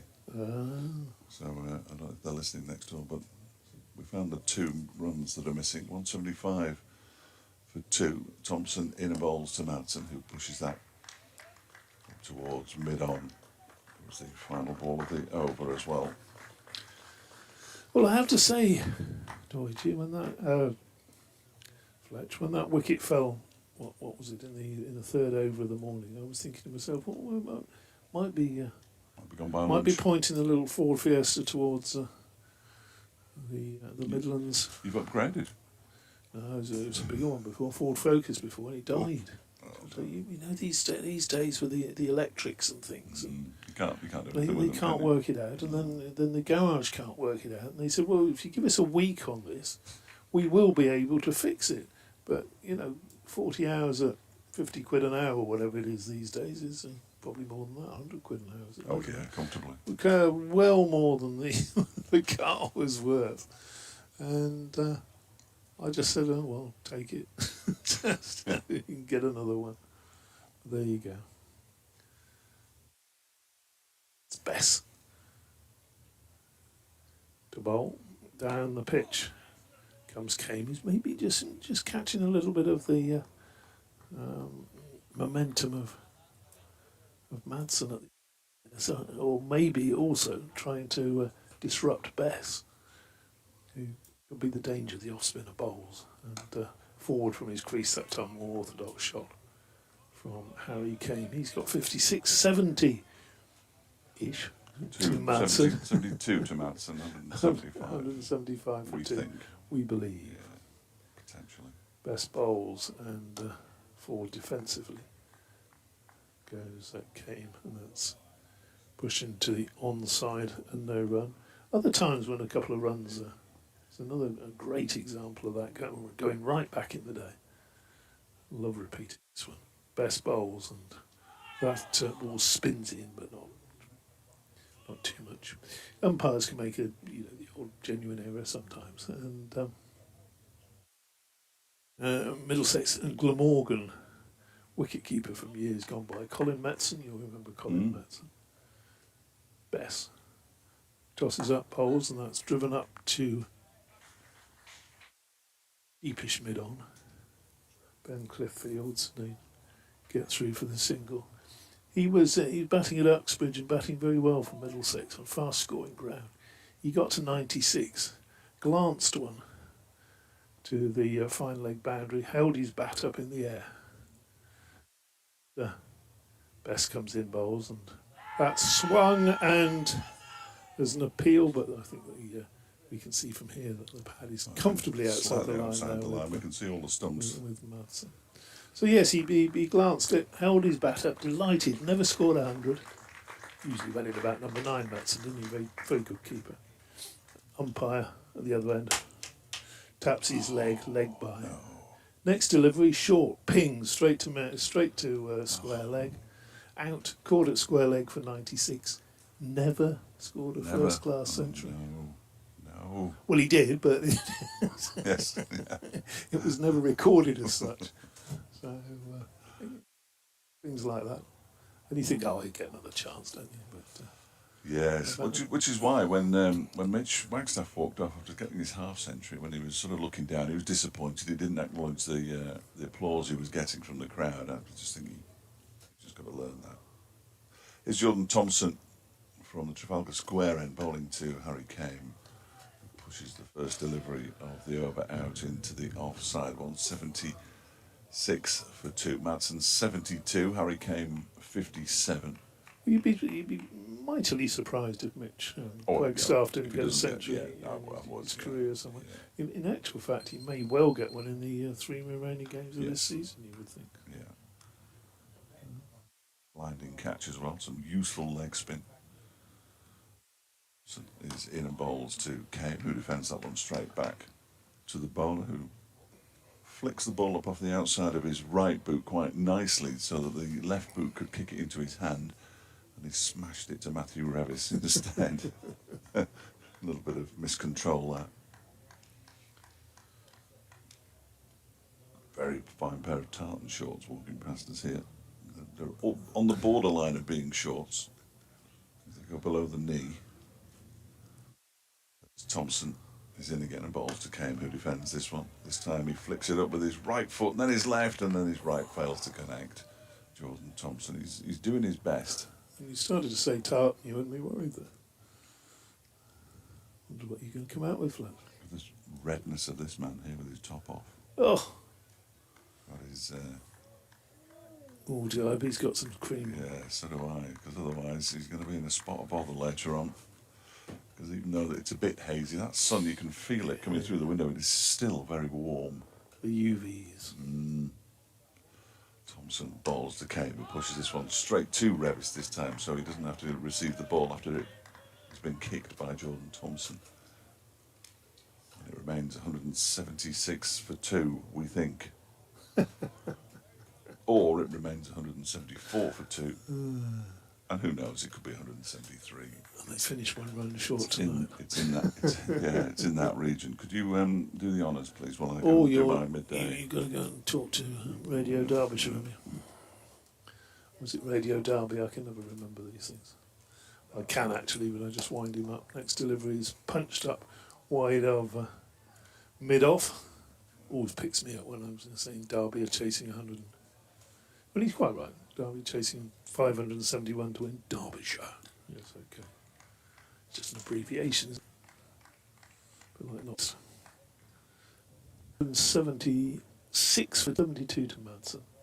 Just quieting down a little bit after a couple of overs or so. Certainly that one from Bess. Thompson bowls and Kane sways inside the line there. Quite close to a no ball on height, but one run off the last 3, says Kate. So just a little bit of a stutter, if you like, in the charge towards ridiculous total of 571. Mind you, if they'd have declared and set 471 at this stage, you'd be thinking, ooh, well, hold on. That's possible.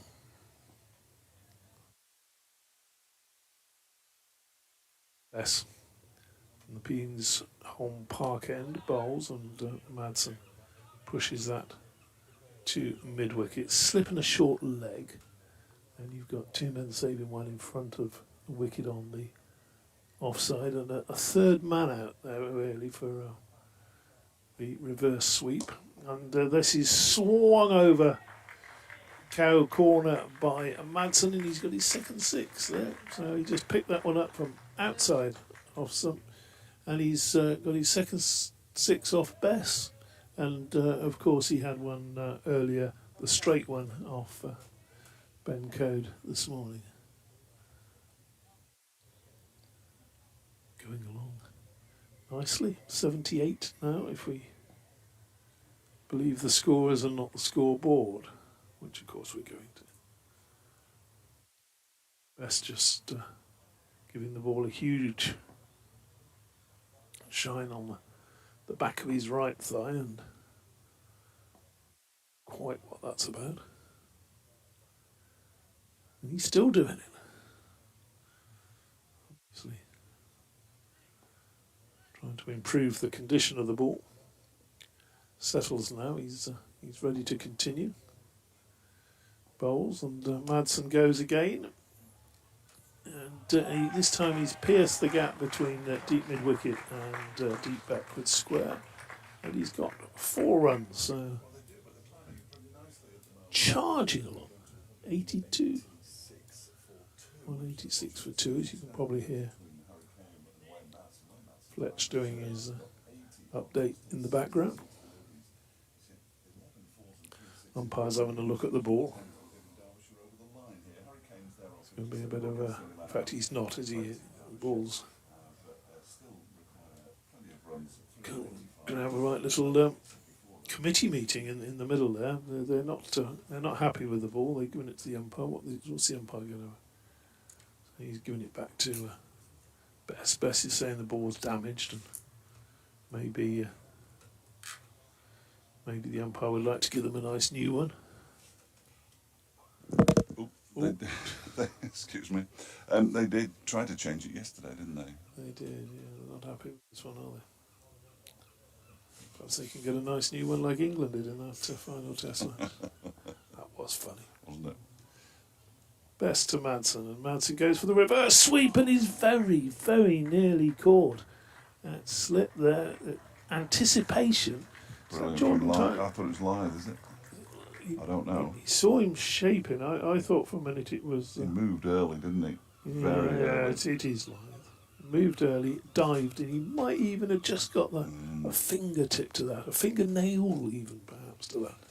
And he's, oh look, that would have been great, wouldn't it? No. Getting up. Oh, no, it wouldn't. No, dear. that's what he's saying. Just my luck.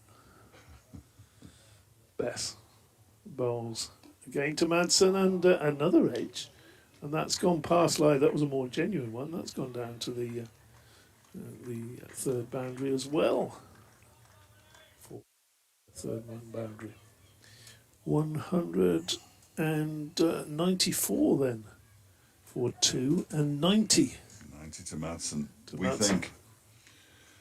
And Deutsch is back. Well, it's going to be interesting when if and when, I'm not suggesting he's going to get to his 100, he fell short in the 90s in the first innings, didn't he? But if we commentating when he gets to 99 on the board as the 100, and there's no applause, that will sound rather daft. But I think Wayne Madsen believes the board as well at the moment.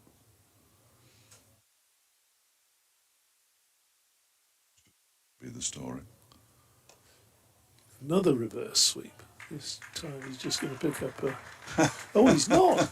He's gone in front of square No, and he it's is. gone for 4. I think if Shan had actually chased that as though he thought he was going to catch it, he might have caught it, because he was sort of trotting after the ball and then realised that Wayne Madsen had barely got hold of it and then suddenly speeded up just as the ball was dribbling into the boundary. But he's hit that in front of square, hasn't he? Yeah. There's a fielder back there. I assumed it was going down to him. Anyway, time for Deutsch. Excellent. 198 for 2. Wayne Madsen on 94. Harry Kame on 57. Ah, but that's where you're wrong. Oh, go on then. Wayne Madsen's on 92. Because Yeah. when the ball came down here and I was describing that beautifully dived Yes. stop by Ben Yeah. Cliff, what we all failed to notice was that he set off and got nearly halfway down for his run, but then I think thought, I haven't played a shot at that, so gave himself up and came back to the non-striking end without taking any runs. Thompson in and Kane drops that into the offside, no run.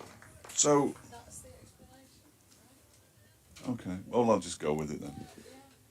I'll go with it. 125 off 123 balls is the partnership, which is quite remarkable given the situation of the match. There's a man wearing a flat cap on top of a sun. What is he doing? I think he's taken a lead from you earlier. Yeah, he did look a bit like that.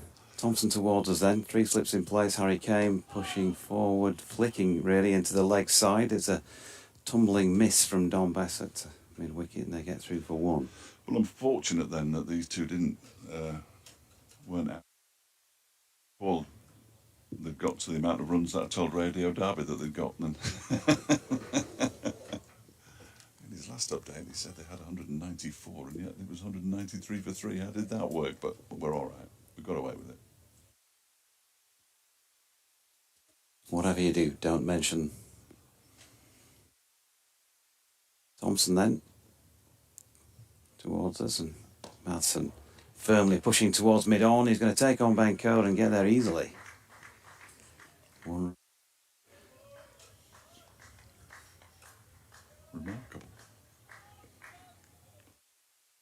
It'd be interesting if we could see a replay of precise, because we were obviously all trained on where the ball was going. Yeah. And because Wayne Madsen was coming back towards us, I guess, as we looked up, we thought he got through for 2. In fact, I checked, didn't I? I thought he might be 1, and I was realising that 77 was standing at this end, so we thought it was 2.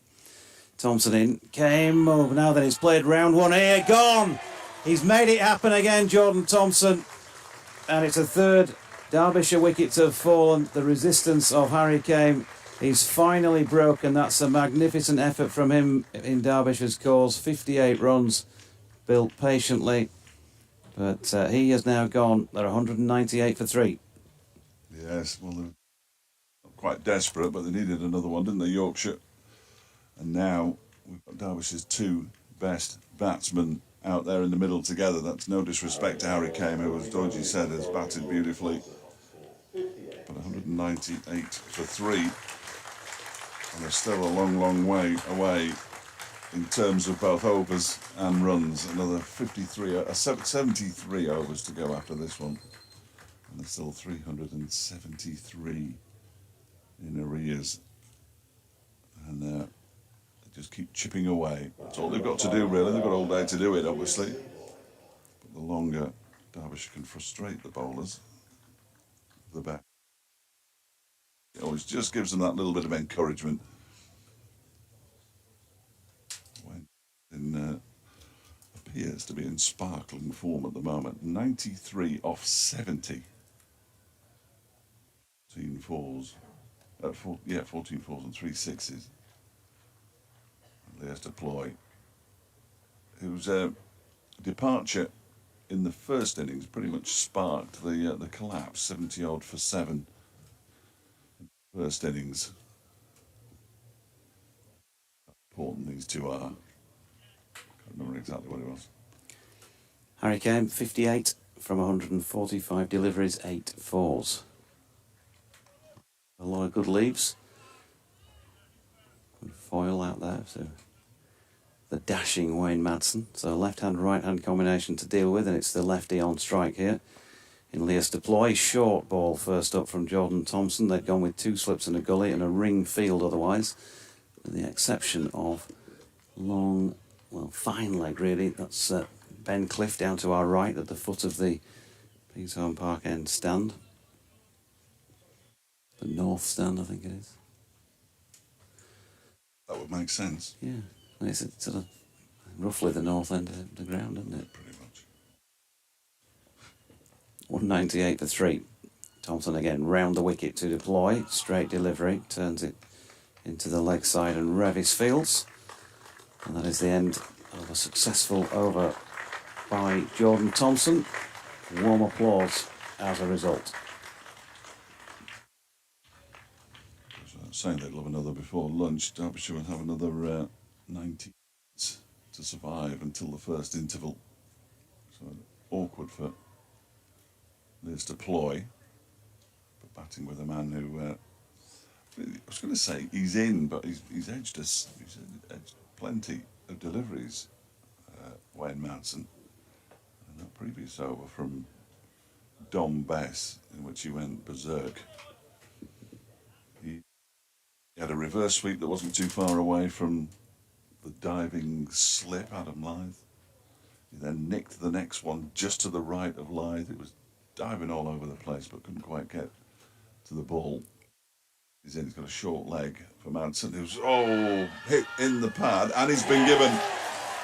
He went for the scoop round the corner, down towards fine leg, trapped in front, and 2 wickets in very quick succession, 4 deliveries.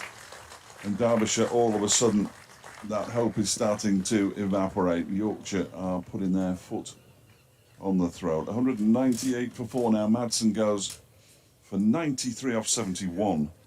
Trap leg before wicket by Dom Bess. Yeah, I think that's missing leg, and knocking middle out about 2/3 of the way up. Nailed on. He's just got right across, hasn't he? And he must have known as soon as he missed it. There's that air of resignation about his body language, and he's just waiting for the unforgiving finger of Neil Pratt. But he's played superbly. Never a dull moment, I think you'd say, about that Wayne Madsen innings. 93 to his name, but now 198 for 4. Matt Lamb goes out to join Leas Deploy with Yorkshire will be firmly believing they have opened this Derbyshire batting up. They've got 2 batsmen out there now, both on naught. Leas Deploy's only faced 2 deliveries. And it looks a very different game all of a sudden.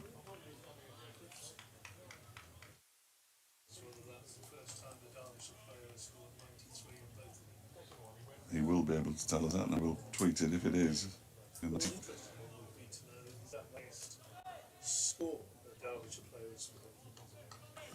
Yeah. 1971, by the way, was the final analysis. 2 minutes, 14 fours and 3 sixes. Yes, it was missing innings, wasn't it? Because looking to save the game or looking to try to win the game, they will be saying, I'm sure, but risks taken as best bowls to Matt pushes this out into the offs.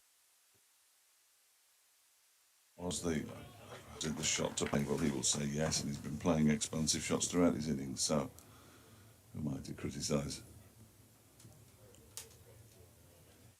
Should have had him there after lunch. Moves in again. Matt Lamb goes back and plays it straight into the short leg. So both of these batsmen have now faced two deliveries as we approach lunch. Bowls, Lamb uses his feet and then defends it out into the offside.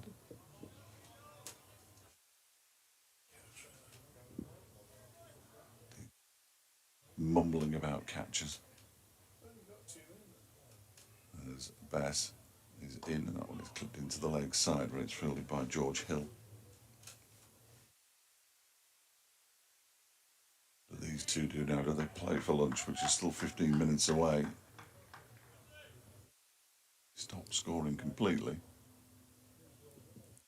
It just ramps up on batsmen. They like to see the scoreboard ticking.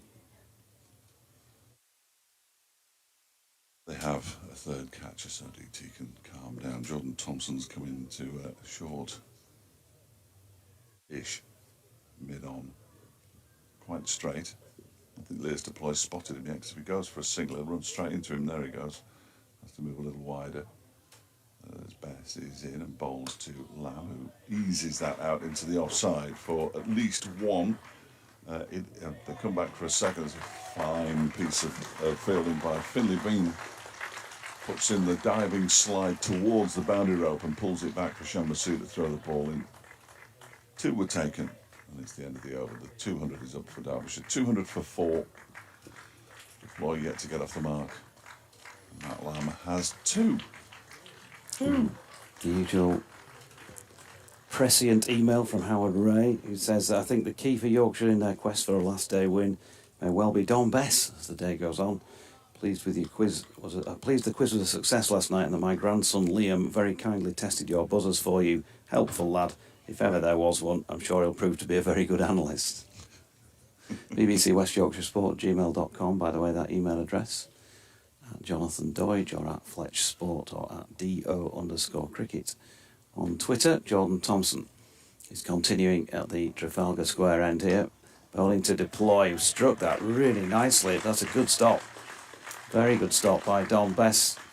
Diving to his right at fairly short cover. No run, save 4. They've fielded well, Yorkshire, I think, haven't they? Be fair to say. Yeah. Certainly in front of the batsman either side, there have been some good stops. In again and Deploy, this time to a delivery just wide of off stump. Drops it into the offside, hands up in the air from some excitable Yorkshire fielders. Forever Dormo says it looks as if Derbyshire is going for this unlikely run chase at 174 for 2 as it was at that stage, making it more likely that Yorkshire might win. Clearly the wicket looks better for batting on days 3 and 4 than on 1 and 2. I don't think we'd argue with the latter point, as Thompson is in and Deploy drops it into the offside. There's no run.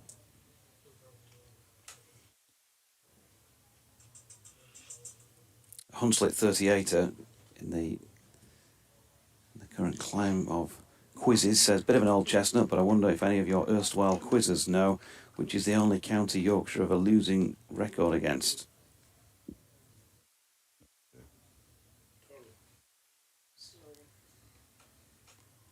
In comes Thompson, bowls to Deploy, squares him up there as he's trying to turn that one into the leg side. Well watched in the end.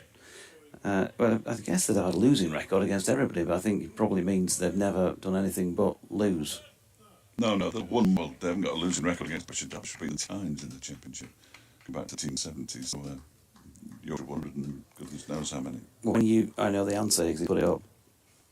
When you know that, it means that they've maybe played once and lost it, as that is into the leg side. Once and lost it. Oh, now then. So it was. Well, are we talking first class or not?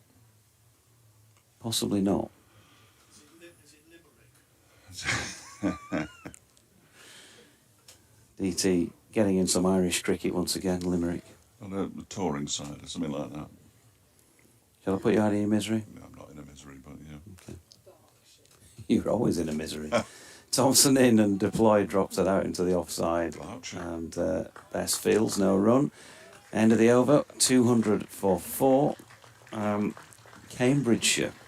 So presumably something like a Benton Hedges or something. It was. Yeah. It's not bad if that's the only side that they've played, but they don't have a winning record against that.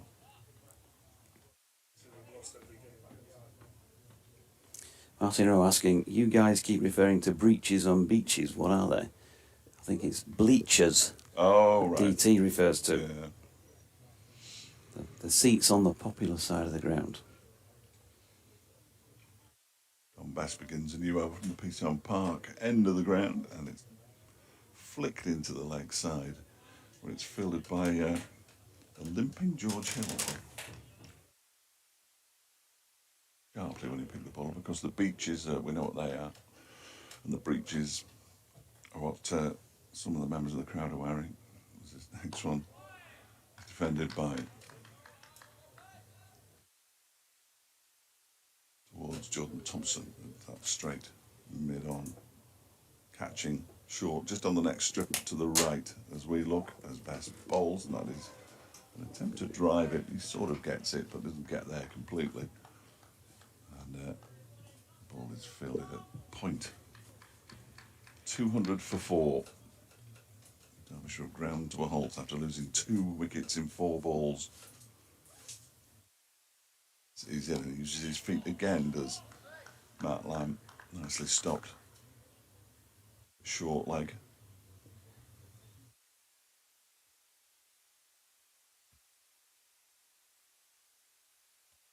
Down again now.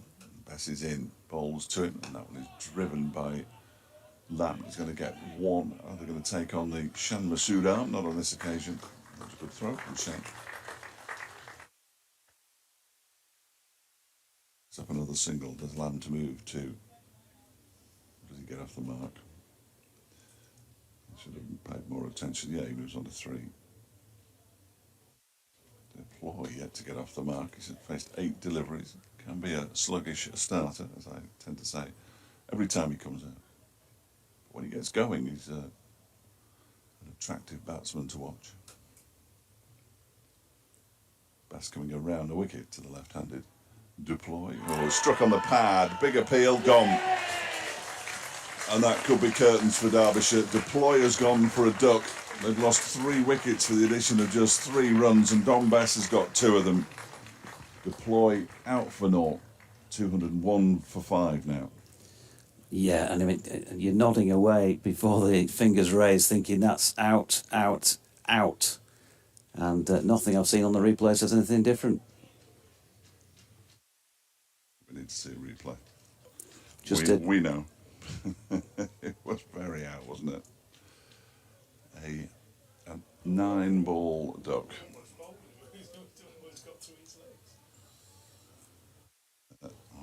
Deploy was bullish yesterday evening. He's now leaving the field for the final time here at Scarborough in a Derbyshire top. Apart from when he comes back to shake all the Yorkshire players' hands, presumably. It's a bit unfair of you to suggest that they couldn't get the runs. Just about it. Yeah, I think I've improved. I've improved right. Bowling on the last ball of the 53rd. Not for the first time. So, well, Don Best chipping in, but the man who kind of changed things again has got the ball in his hand. Jordan Thompson started the rot with his wicket, and he's trying to continue it to Matt Lamb, who's on 3. Anuj Dowd on striking end, 2 slips, and good 4th slip Finlay Bean, bit of a gap between them and him. Thompson in, ball short length, dropped into the offside of Lamb. There is no run. According to BBC website, it says Mike Harris, Wayne Madsen bowled himself. Excellent. Wicket, Madsen, LBW, bowled 93. That's extraordinary. And he's got a screenshot of it as well. So whoever did that, whoever's doing the running, they can't get out of it now. Oof, tell you what, Jordan Thompson's latest delivery, it was a good leave by Lagos. He must certainly know where his off stump is. Up at the top of it. And only slightly half a stump wide. To see how much he's bowled this season. To have bowled himself would be magnificent, because he's barely bowled.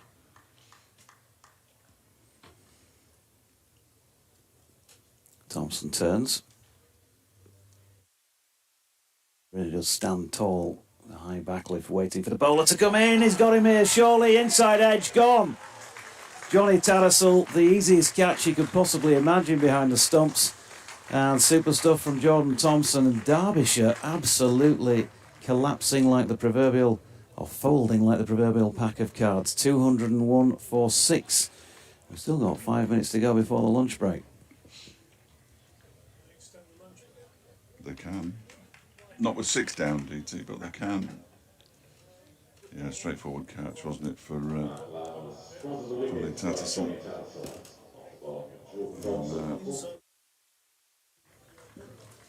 Yep, inside tickle. Departs off 13 deliveries for 3. They've now lost 4 wickets for the addition of 3 runs. This is a more alarming collapse than the one in the first innings, as Alex Thompson comes out to bat. If they could do that in slow motion. Could have really played in slow motion. Is that a 50p or a pound for slow motion? I think you're going to need to cross wickets palm with some silver, DT, if you're wanting specific replays. So, yeah, line gone, as Fletch says, 3 off 13. That's going to be Alex Thompson, number 8. And he might have had a bit of a rush on. It feels like he might have had, because he's a little bit slow coming out by comparison to what you normally see with a new man. He probably just sat down at the table ready for the food to be served, and he's thought, well, I'll be all right, I'll have a bit of lunch now, and then... Well, we joke about these scenarios, but you're probably right, actually, aren't you, in this instance, because they've gone so quickly. It is, yeah. Do you do times as well as...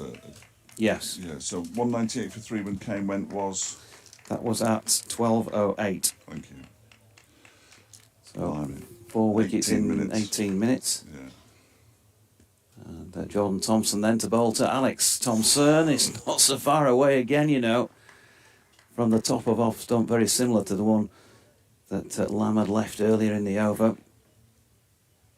And all of a sudden, Jordan Thompson just has that feel about him, one of those inspired spells. So he started the rot here and has chipped in once again. No, Matthew Fisher, don't forget. Yorkshire have put out a tweet saying that he's not going to be taking part at all in the game today, so you won't see him on the field even in a fielding capacity, as Thompson's latest delivery hits the thigh pad of Alex Thompson. James Wharton retrieves it from short leg. Watching this morning in the pavilion as Zach Chappell was going out to have a little net, he was talking to Fisher, and Fisher was pointing at his ribs. Good thing. No. His own ribs, that is. Thompson again, and Alex Thompson, nicely played. Top of the bounce. Going to get 4 runs through the covers there. A little bit of width offered by Jordan Thompson. End of the over, 205 for 6. We do talk about these little idiosyncrasies in cricket. We were on about walking right for runs and left for wickets, and of course Otis Gibson and Ali Maiden, I don't know if you noticed, but they did have a lap, and just before the start of this Derbyshire collapse they went to the left. No. They haven't gone for a second lap to my knowledge. Oh, they have. They're just about to complete. They've just appeared from beneath the sight screen there. It's worked beautifully, hasn't it? And the second lap seems to have really done the trick. They'll be getting the steps in this afternoon, I'm sure. We're jogging round. Safe now.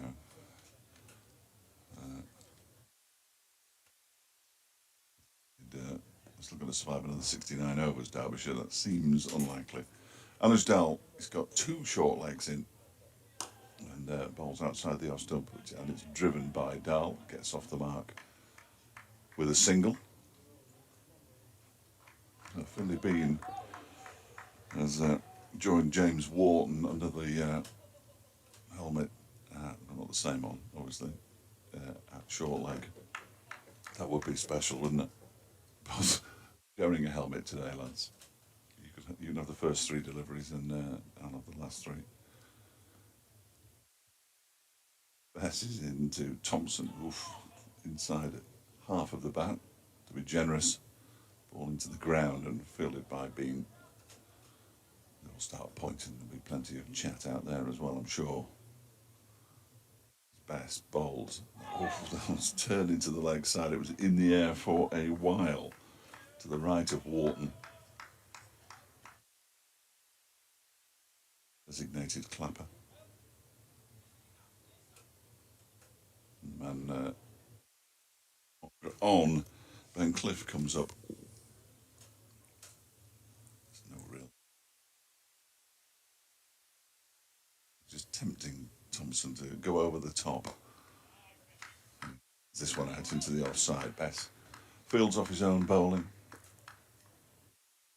We are now at lunch. Well, we're not, but when this over is finished, we will be. Sure, we'll have 68 overs to survive in the remaining 2 sessions. Okay, we'll need just 4 wickets. Yeah. And we're getting another helmet brought out.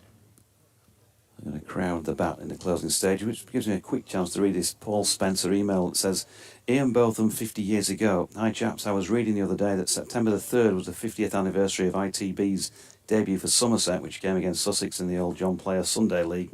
However, I think his England debut came against the mighty Windies in a one-day international at the end of the glorious 1976 summer at Scarborough. He was out hooking for 1 if memory serves, an omen for what was to follow against that battery of pace for the next decade. He only had a very moderate record against that team, the best of my time, in my opinion. I'm 60. They bowled superbly at him and they played on his ego. Yes, sitting it off as well now. Bowls to Thompson, who turns it around the corner into the leg side. There's a leg slip and a short leg, as well as the slip and the silly mid off. Last ball of the session. Bowls it. It's defended by Thompson just about into the leg side. And that will be lunch at the end of what started off as a promising morning for Derbyshire and turned into an excellent morning for Yorkshire. They have broken the back of this game now, and they are even firmer favourites than they were at the start of the day to go on and collect their 2nd win of the season, their 2nd win over Derbyshire, and keep Derbyshire winless in the County Championship with 3 matches to go after this. Wayne Madsen entertained, ultimately though dismissed for 93, when he and Ploy both went in quick succession. That was pretty much curtains for Derbyshire. 2 wickets apiece for Jordan Thompson and Don Best. Ben Code with the first one early on to get rid of Brooke Guest. And that lunch Derbyshire 206 for 6. Yep, and we'll take our break as well. And we'll see you back again in about 40 minutes' time.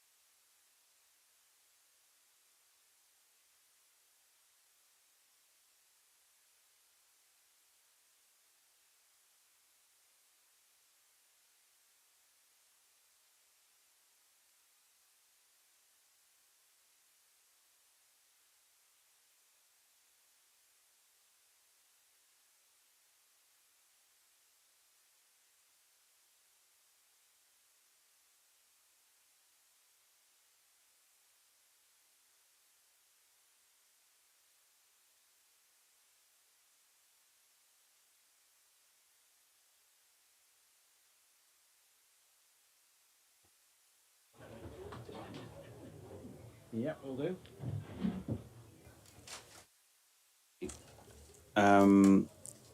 It will be, however, it was one of these where when you put me into bat, I'll have to cut the call, so it'll just be a one-way chat from me. Who's presenting? Is it Jericho? Yeah. All right.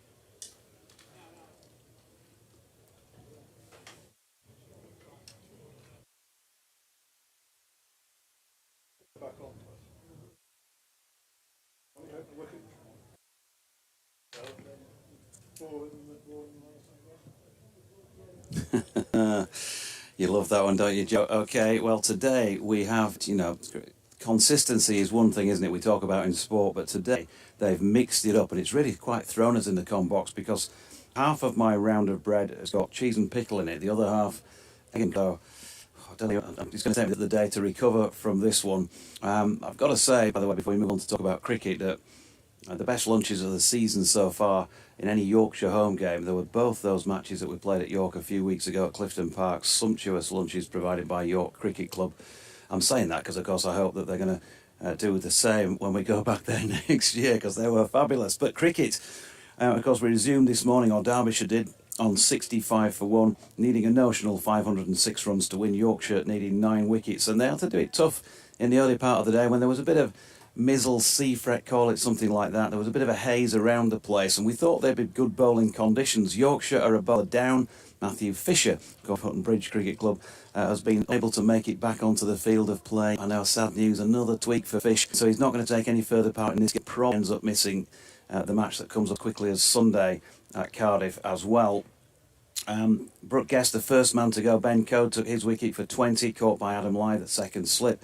And then we saw Wayne Madsen, Derbyshire's premier batter, whack the ball to all parts. So he took a few chances, but he made a good 93 before Dom Best took his wicket. In between times, Harry Kane, who'd been the rock at the top of the Derbyshire order, had got to 58. Jordan Thompson, as I call him, the man that makes things happen, started the rot with the first wicket of 4 that tumbled in quick succession before the lunch break. As I mentioned, Madsen taken by Bess, who then got Leos Deploy, who'd got 170 against Yorkshire down at Chesterfield earlier in the season, so big player for Derbyshire, but he was out LBW plumb on his 9th delivery without scoring. And then Matt Lamb caught behind by Johnny Tattersall, an inside edge off Jordan Thompson for 3, the final wicket just a few minutes before the lunch break. Yorkshire, great chance of wrapping things up this afternoon now, you'd think, because 54 overs into their second innings. Derbyshire are 206 for 6, Anuj Dal on 1, Alex Thompson on 4. Yorkshire need 4 wickets to win their second Division 2 match of the season and make it a double over Derbyshire.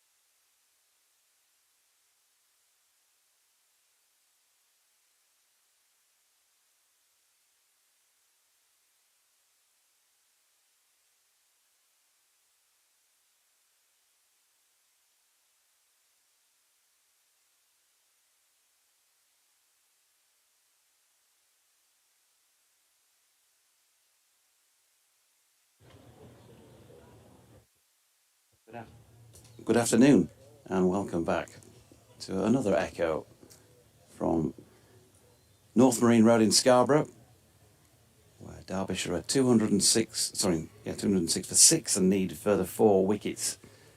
Yorkshire need a further 4 wickets to win this match. This echo is a killer. Derbyshire are 206 for 6. Yorkshire need 4 more wickets to win the match. Derbyshire, if not a miracle, need to bat very, very well if they're going to avoid a defeat. Still got Anush Dal and Alex Thompson who can bat out there in the middle. It's going to be the former to face Matthew Revis for the first ball of this afternoon session because he's bowling at the Trafalgar square end. 2 slips and a gully in place. Revis in straight first up, and there's an appeal for a ball that he's just played into the leg side ready to Jordan Thompson. I think it's going to be one of those sort of afternoons, chaps. Well, he was a bit late on that shot. Whether they thought it was just flicking the toe of his boot or something before he got the bat on it. It's brought Revis on as probably undoubtedly with Fisher off the field, he's the quickest of the seam bowlers available. In again, full, driven back down the pitch. Revis misses it. Masood misses it. It's 4 runs at the Trafalgar Square end. It was a nicely played shot along the deck. And they were kind of like the part of the Red Sea, wasn't it, as the ball made its way to the boundary.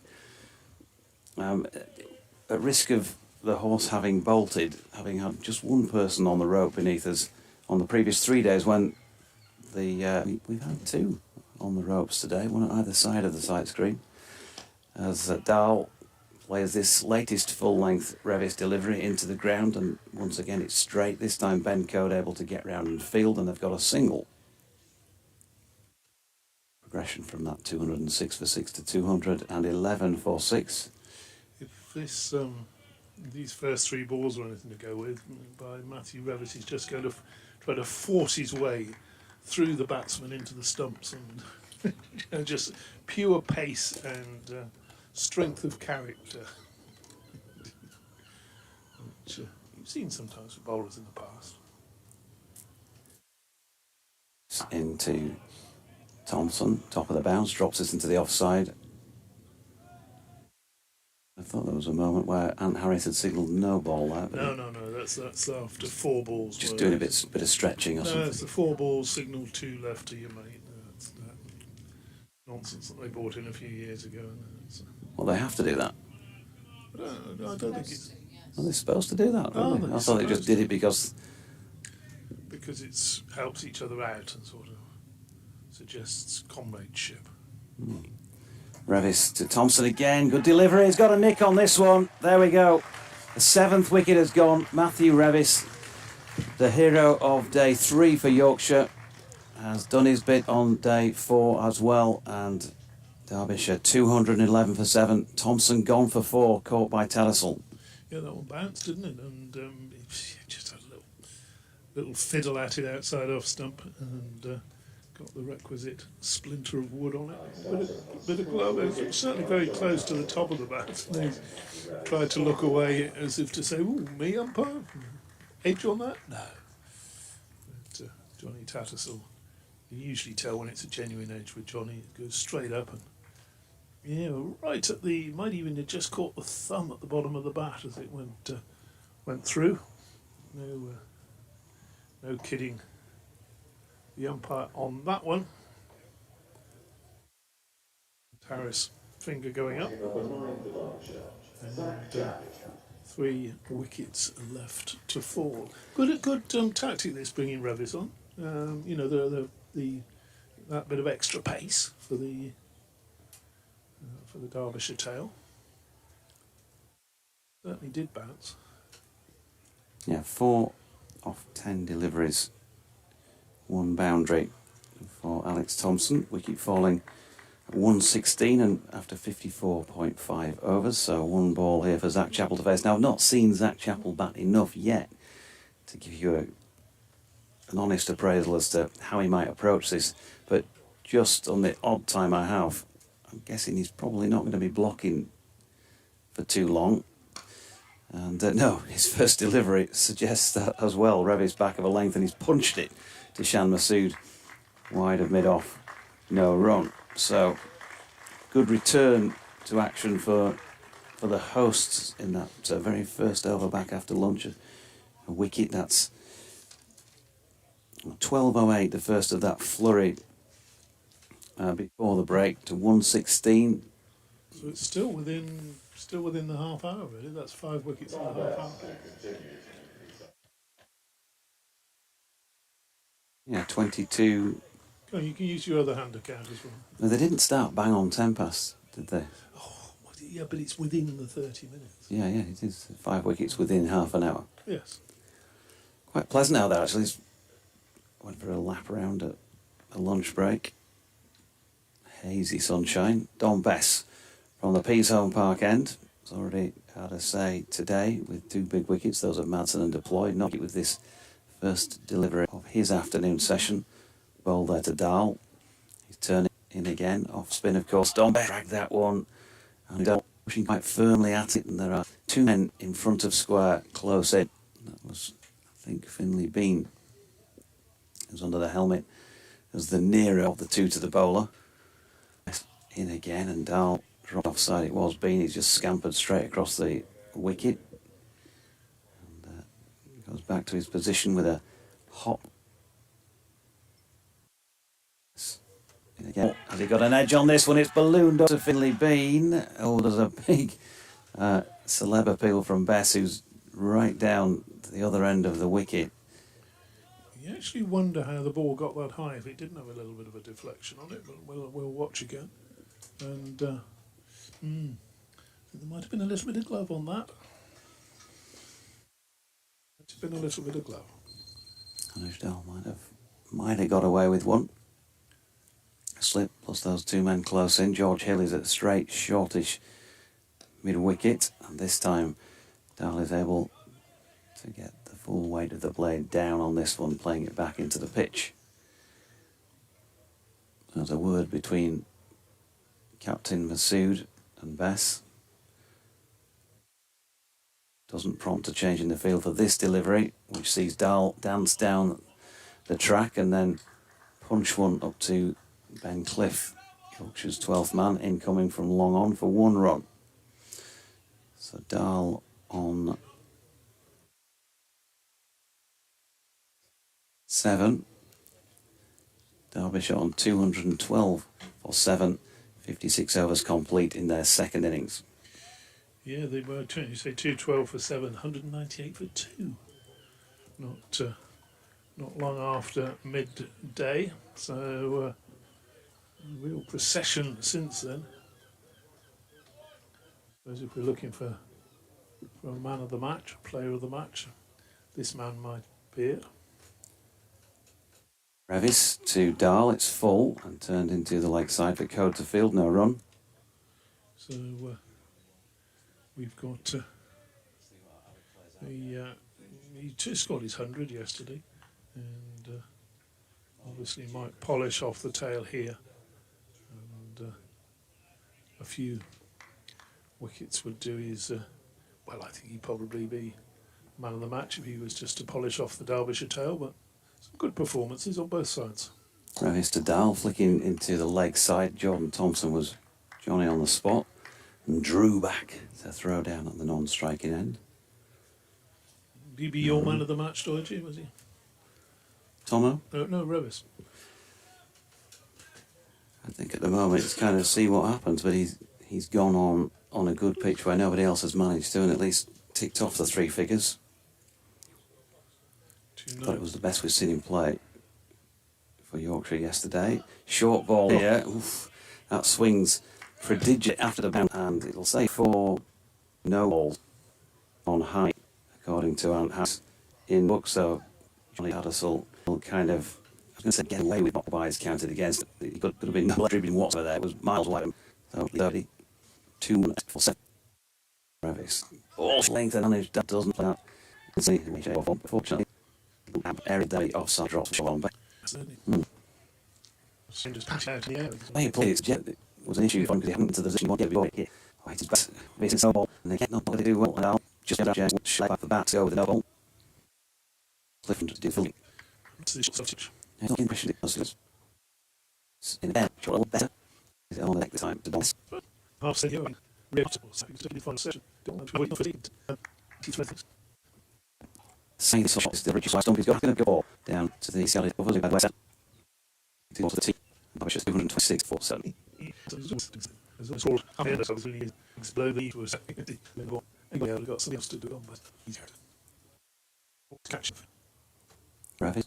Ball a few times and then comes from Dali. He's played his top. A little bit here now. Crash out. Was not short over. Comes the final ball. Almost on the outside. Sent to him. Third for set. Derbyshire. A poor over from this a little bit clever. It's something I think he was a bit used. Richard shots from home bench. Well, and the answer to that really important. I do a dictionary. But still many to wet. Play in. Just on the next from Monday night. Comes in over the wicket here to not Alex Thompson. Thompson back in. Then Chapel steps back and flicks firmly caught. Jay Morton moves the square of the two men and enables George to get field. Back with Bess. Chapel leads. Pushing to the off. Morton the footing. They fall away from Lusty Lawrence and got his back of the square. The ball deep on to his heel to trick it. And goes around about stump. It's taken by Dow, but still chooses to flick it with the direction of spin into the leg side. Warren Fields. It's over. Good time. An inside contact on this one. You wouldn't be surprised if some goes up in air in that general direction, but at this stage, he managed to get over the top of the fielding. Tossing up again off Stubdale right across to kill that dead interside for Thompson to field. End of the over. 17 to 0. Just the one to tackle so far. 131% after 8 overs. Yeah, 340 more away from what would truly be one of the most remarkable in the history of any sort of cricketing they would get from here. They're not going to the question. The question is the shorter it. The race in the chat and the inside sort of contact it makes the band code at mid. That's better. That's not.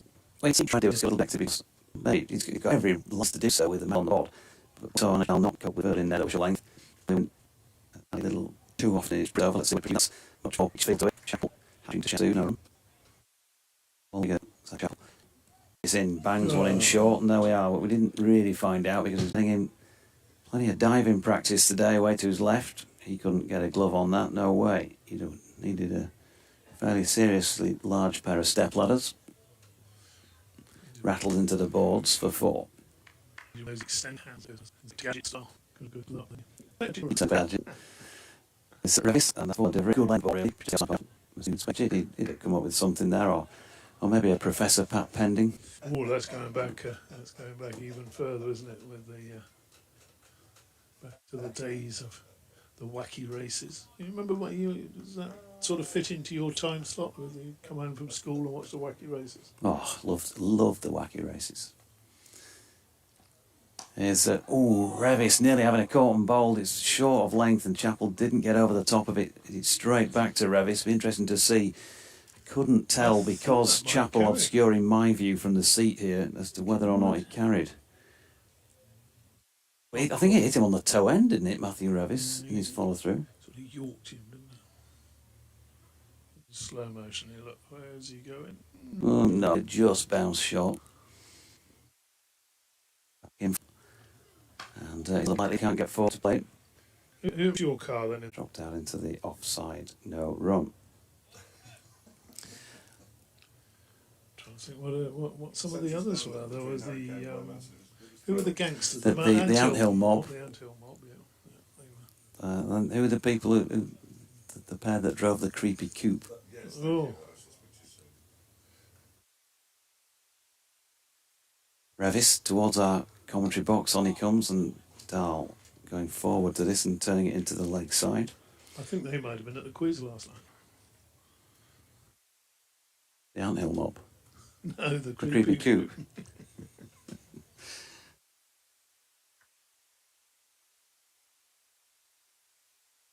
Did we ever get the commentator named? The narrator? Who was that? Fletch will probably know. This is his sort of territory, I think, as well.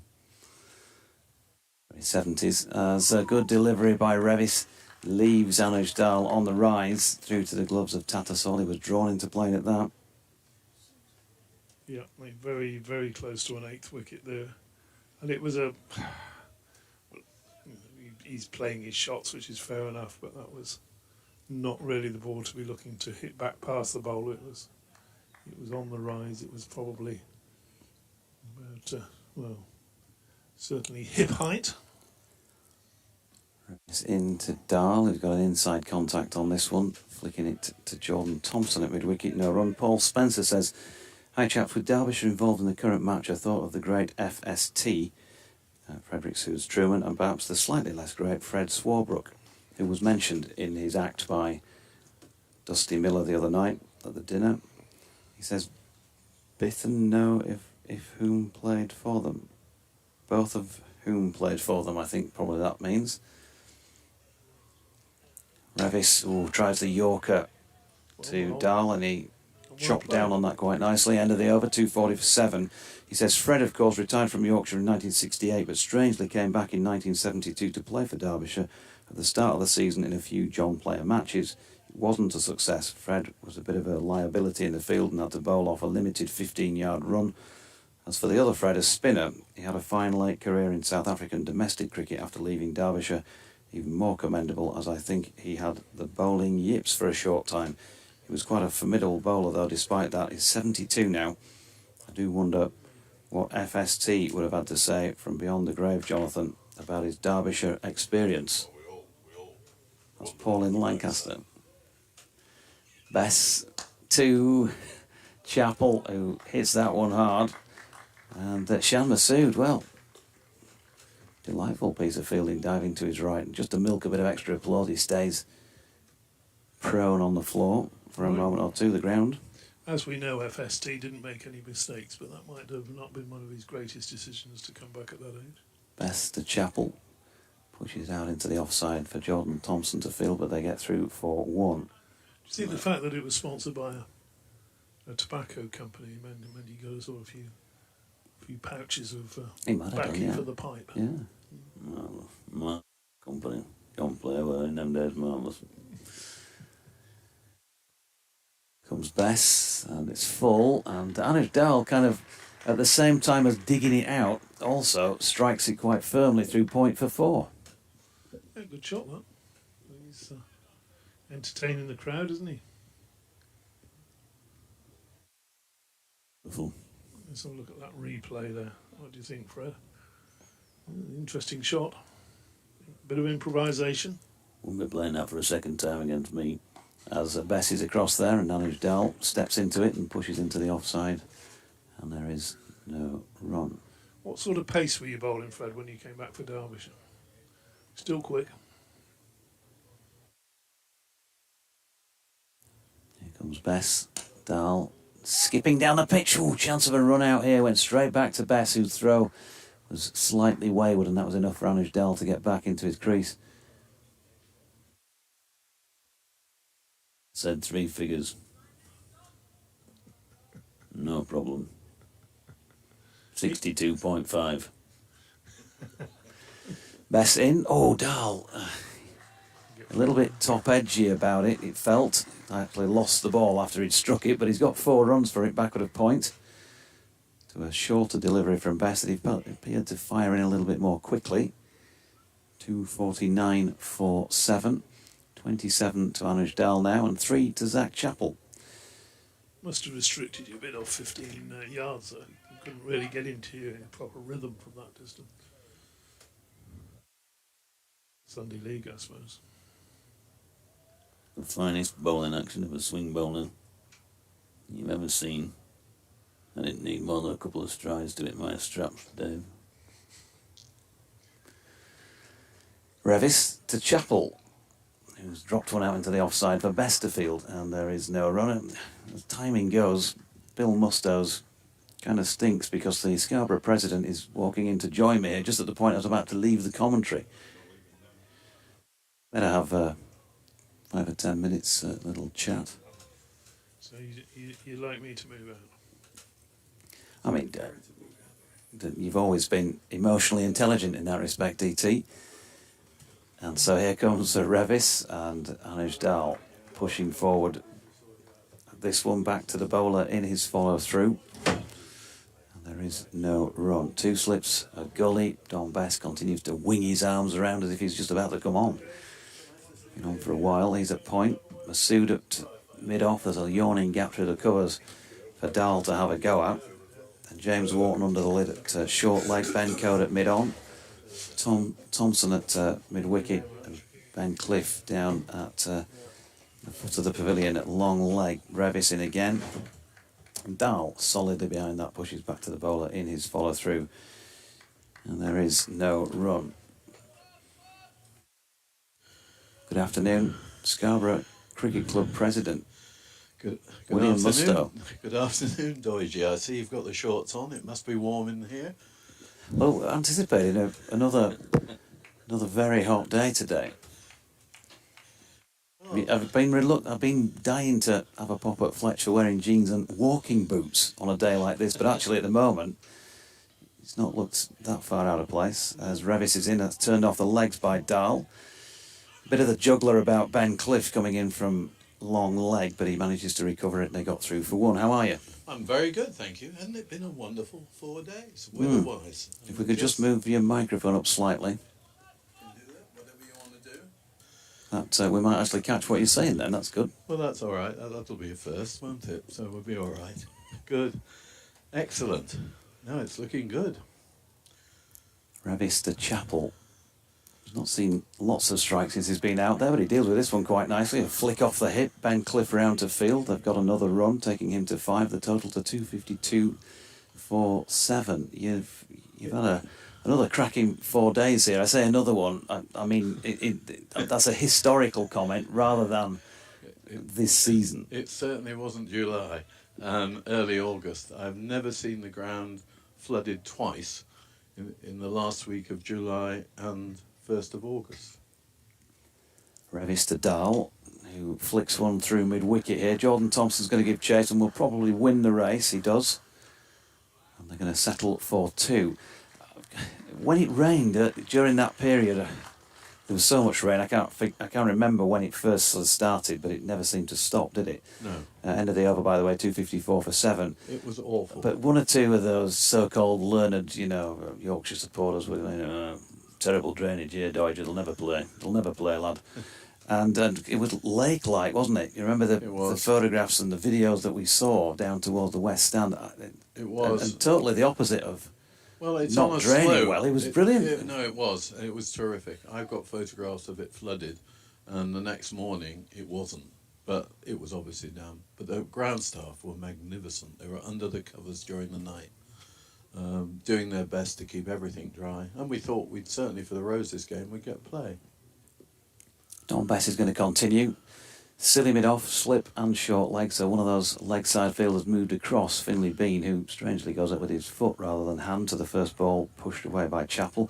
We got that sort of haze again, and I noticed that you were moving pretty quickly when you came around to the box. So I'm just wondering if you'd left one of those, burning trails behind you as Bess is in. And Chapel has got the bottom hand through this one, and he's smashed it away over the top of long on for 6. Usually when the mist comes down, Doige, they blame it that the tide's turning. Is that right? Yeah. And Not the Mustoe red mist. No, that was last night. Did you have a good night last night with your quiz? Had a cracking night. We might have mentioned that earlier. Oh, right. For a couple of hours. I mean, I'm sure you hardly mentioned it in the lead up to it. No, just had to keep it quiet. It was a bit of a secret, clandestine quiz. Absolutely, yeah. No. As Bess is in, and that's driven back by Zach Chapel to Don Bess. No, it's actually definite between us and there. Fogged off. There we go. As Bess is in again, and Chapel steps back and flicks this one to George Hill, coming round from mid-wicket. No run. You might be able to get in a word in edgeways at the end of Don Bess's over, Bill. I think it's highly unlikely, but I'll do my best.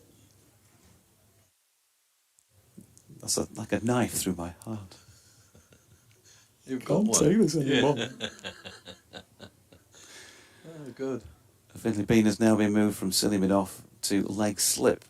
Bess going round the wicket to Chapel, who's having a little flick again. That's fairly full, roundabout off stump.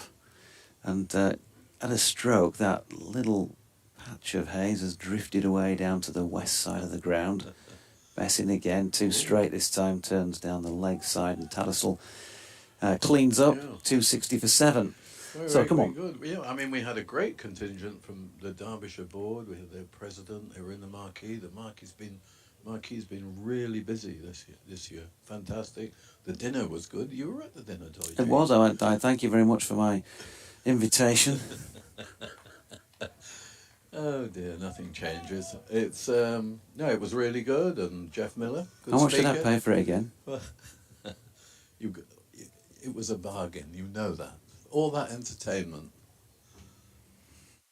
Revis from the Trafalgar Square end, and Anish Dal driving firmly, kicks off the footholds at the non-striker's end, but Ben Code reels it in.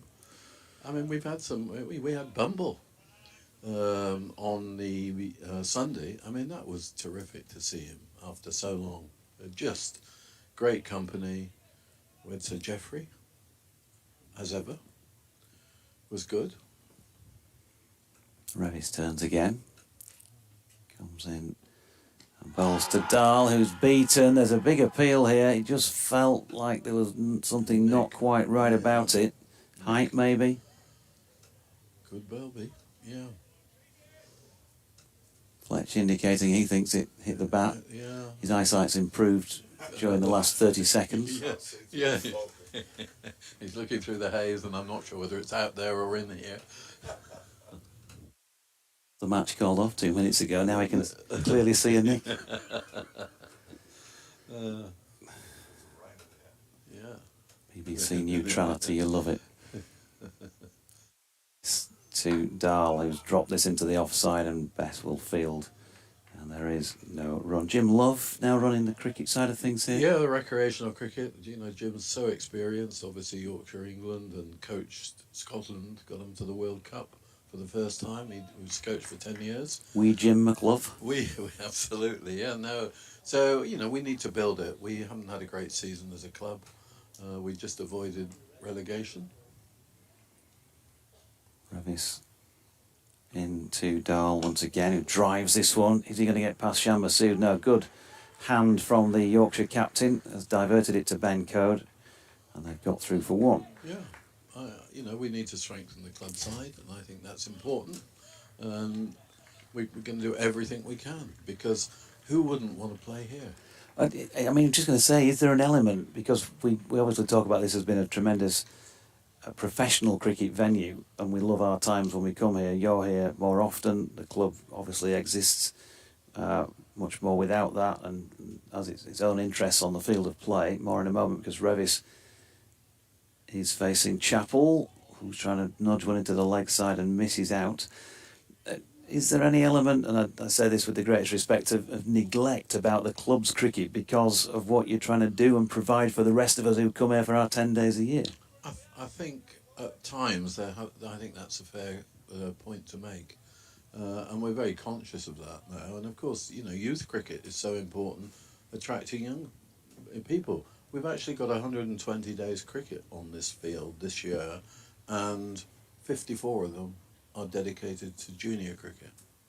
120 days. I hope Dodds is not listening, because he'll be asking for a rise, won't he? As John Dodds, the groundsman, as Revis is in and Zach Chappell ducking underneath this one. 261 for 7 at the end of the over. Chappell 11 and Anish Dal on 31. Just the 1 wicket fallen since the lunch break. It was in the first over after lunch. Matthew Revis having Alex Thompson caught by Johnny Tattersall for 4. You mentioned John Dodds. I mean, he's an unusual groundman. He actually likes cricket on his ground and encourages it. One of the first things he did was to extend the square, and you know, for club cricket, junior cricket, and he's a great groundsman. He's won the outgrounds title, I think, 4 or 5 years out of the time he's been here. Bess is in, and Anish Dal pushing back to him, no run, which is great credit to him. I mean, provides year on year interesting pitches, doesn't he? You know, there's not 4-day pitches. There are very rarely dull games on this ground, is what I'm trying to say. Yeah. As Dahl flicks one up on its way to Ben Cliff at long on for 1. 50 partnership between this pair. Came together at 211.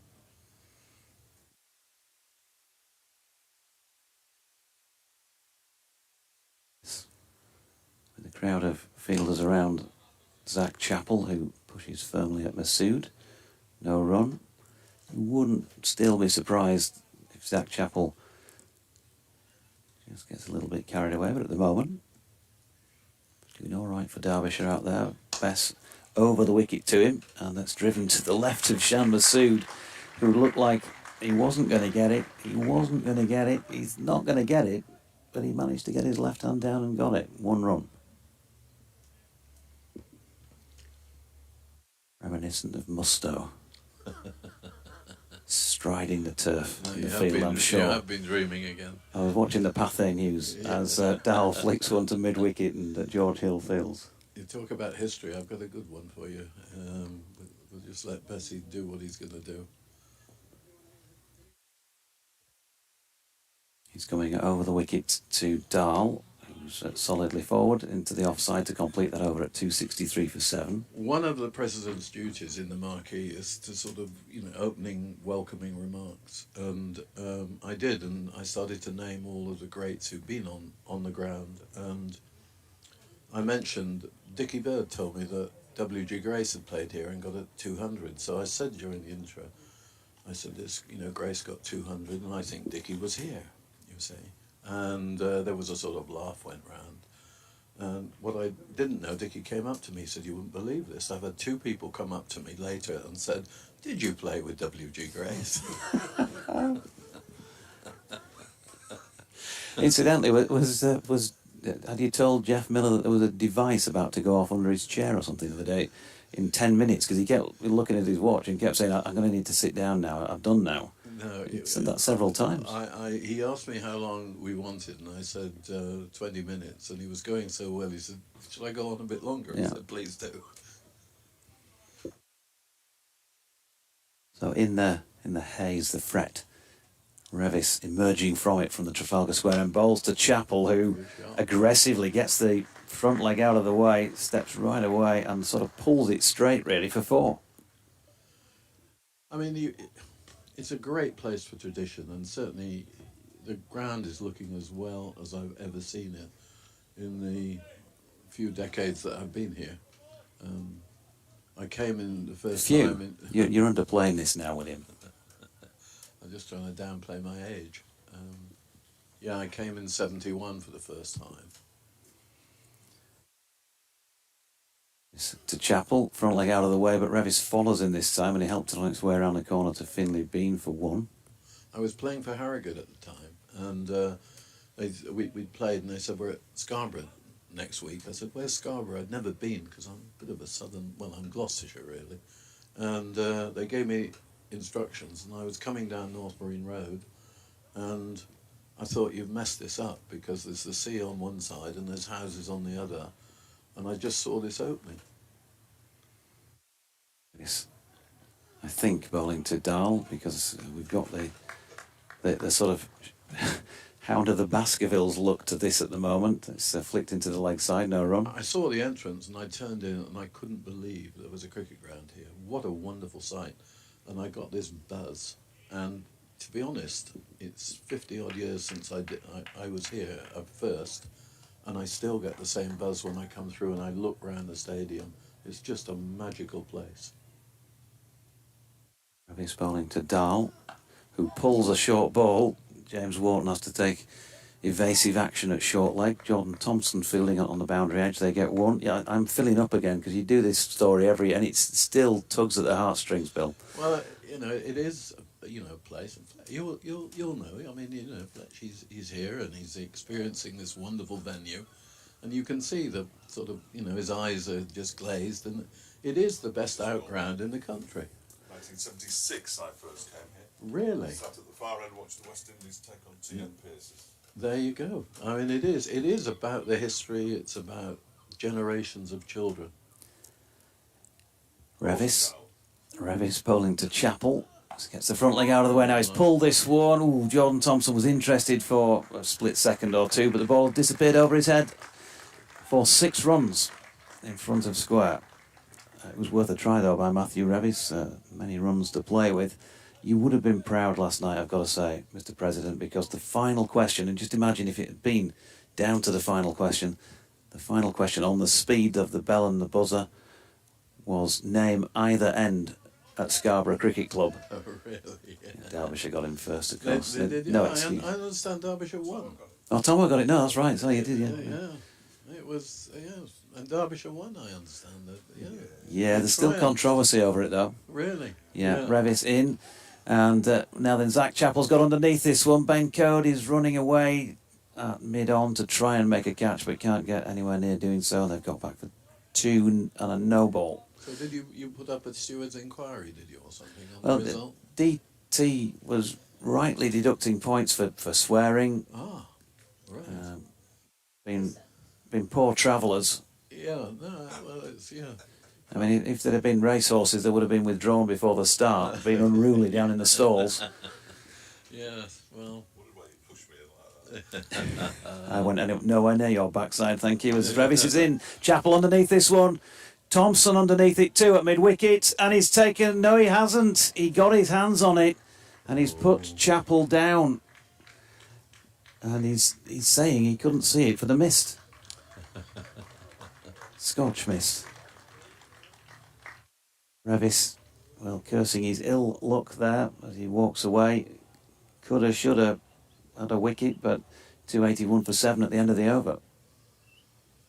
You here did you actually see anybody hit the ball into over the houses into Trafalgar Square? Or was that probably before your time, was it? Yeah, before my time. Was it? Oh, right. That's Right, it. so. I mean, that is some hit, isn't Yeah, it? that's, I mean... I think it's- there's only 3 people who've done it. It's difficult to believe, isn't it? Because Yeah. they imagine the power, and particularly when it was done, because bats weren't presumably as powerful. It's a while ago. I Who's knew- done it? I Who knew are the I- 3 people who did I it? knew you'd ask me that. You're not putting yourself down on the list then. No, absolutely not. Don Best bowling to Dahl, right over the top of this one in defence. They're I think- changing these positions round the bat, aren't they? Here now, Finley Bean, who's been under the helmet both sides and behind the wicket, is now on the strip just to the leg side of straight, probably 20 yards from the bat. As Dahl goes back and flicks one through mid-wicket. Nice piece of fielding by George Hill will keep them to 1. I think Cess Pepper was the last to do it. When? It might have been in the 40s, I think. Would that have been about right for you historical wonders? He must have had impressive forearms if he could whack No, it over he there did, with I the think. bats of the 1940s. Yeah. Bess. Oh, this one turns on Chappell. Doesn't deal with it too well, but fortunately for him, there's no Finley Bean here to silly it off here. Bess bowling over the wicket, so trying all angles. Try and take an 8th Derbyshire wicket at precisely 2 o'clock. As Chappell flicks one around the corner for Revis to field, and there's no run. Have you enjoyed the hostelries at night then? After the game, have you indulged at all, Luigi? Well, the last 2 nights I've been in the marquee, of course. Well, that's what I was referring to, really. Bess is in, that's flicked to Wharton at short leg, no run. Yeah, With CG Pepper, you're right. Is that right? Oh, 1945. 45. I got the year wrong. Thank you so much for Bess is bailing in. me out a bit there. And Chappell pushes back to the bowler in his follow-through, and there is no run. We really ought to bring DT back in for a bit in a moment or two.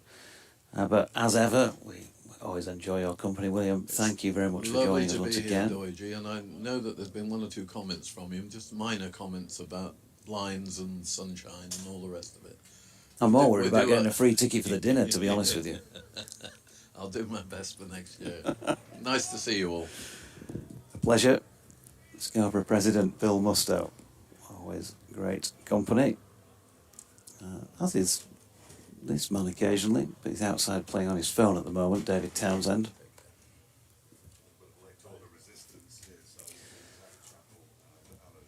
We really have been getting this sea fret. We thought that the sun was going to burn this off long ago, but it's back with a vengeance.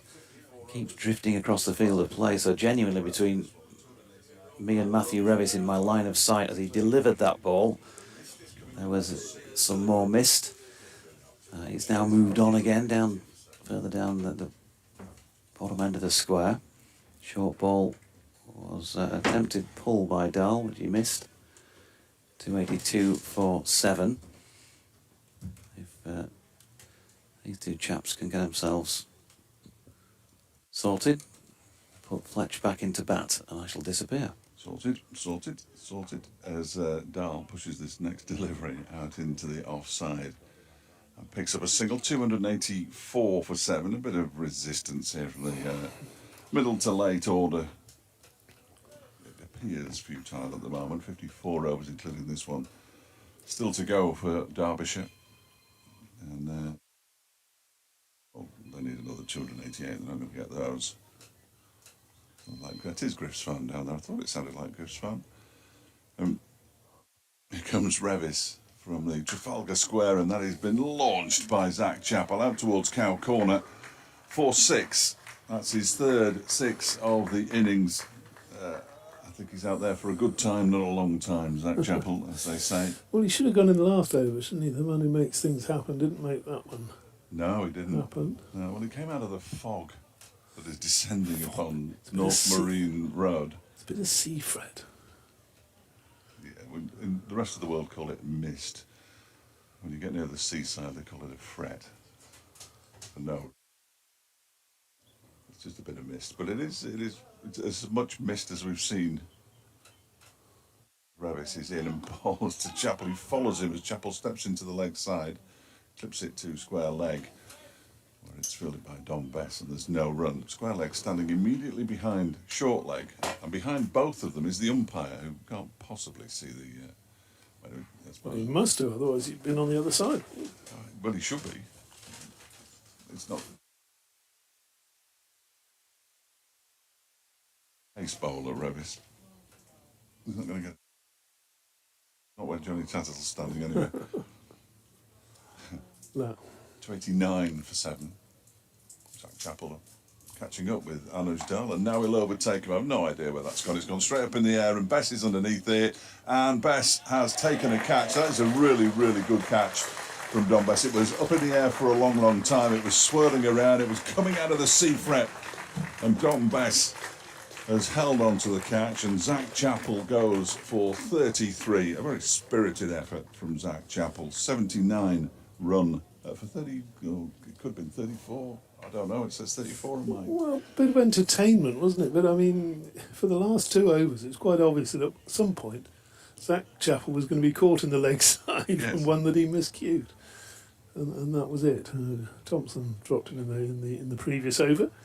And Don Bess, a wonderful catch, because the sea fret is now so low he couldn't have seen that until it was about 5 yards above his head. No, it was a good effort, wasn't it? Just coming out of the mist, like the Hound of the Baskervilles, but a lot smaller. So, entertaining. Yeah, the crowd are giving you a nice ovation after he struck a few big blows. 1 4 and 3 6s. Bit of entertainment. Actually, I was just thinking that Revis had got fed up with it. He was stepping so far outside leg stump that he could just a sort of slow Yorker or full toss on Never stump, got back, but he would he? never got back. Never No. got back, no. Would almost count as a run out. So far into the leg side. Yes, he was. I mean, his feet were... I don't know whether they're going to show us another replay of that, but his feet were probably on the return crease, weren't they? By the time he was playing the shot. Certainly by the time he'd finished the shot. Had to go sooner or later, and did. Yes. Good catch by Don Bess, who ended up Was a good catch. on on his back, didn't he, with his legs in the air. Very much. He was a relieved Yes, man. we'll not go there. No, we won't. Here is Revis bowling to the new batsman, who is Sam Connors, and Connors gets one down the leg side. And takes it a roundabout head height. Griff's phone goes again. End of the over. 289 for 8, 35 to Dahl, and Connors yet to get off the mark. Just George Scrimshaw to come. Just the fret seems to be just drifting across the ground. Coming now, and going, isn't it? uh, Yeah, we'll be all right. Well, we'll obviously be all right, but... But you see, you're saying that everybody else calls it mist, and indeed it's water vapour or whatever, isn't it? But you see, fret distinguishes it from mist, because mist is something different. Fret comes from the sea, the mist doesn't. The mist comes from... Well, yes, it can't come from the land because it's over the sea. hmm, Yeah. Carry on. it's low-flying cloud, isn't it? Something like that. Best bowls, back across his stumps. There goes Dahl to play that out to mid-wicket. He's going on his merry way. He's had not a bad match, has he? 5 wickets on the first day. No. Splendid catch, I seem to remember. Or was it a run-out? Who? Dahl? Dahl. Well, one of the two, wasn't it? I don't remember either, but you might be right. I know he had a wonderful first day and a not such a good second day. Mm. Didn't get a bowl then. No. Bess bowls to Connors, who off the mark with a little thick edge pass slip halfway to the third man boundary. Only Hayder Alex hit more sixes this season than in the Championship than Zach Chappell. 7 in total now, equal with Lewis Deploy. Next delivery is turned into the onside. Very clear, as you probably heard in our effects, Mike. No. He's a very good shouter. Nudge. Yeah. A very good shouter. He played that behind square, and there probably was a single there. Best now over the wicket to the right-handed Connors. He comes down the pitch, and that's to the right-handed Dahl, rather. He comes down. I get that right. Yes, Dahl, isn't it? What number's Connors got on his back then? Is he 59? Yes. Ah, okay. Rather good-looking shot that from Dahl. Georgie's going to miss the denouement as he goes off on a wonder. Not necessarily. Well, he hasn't got that shot in his locker, Sam Connors, as he showed there, the reverse sweep. He didn't get down on his knees, really, did he? It was more of an upright sweep. Doidge looking a bit confused. He shouldn't be using words like denouement. Comes in, bowls again, and defended this time by Connors. Doidge's going out defiantly, saying, I might miss the denouement, but I'll be here for the end. Yes, he's no idea what he's not going to miss. There he goes. Notebook in hand.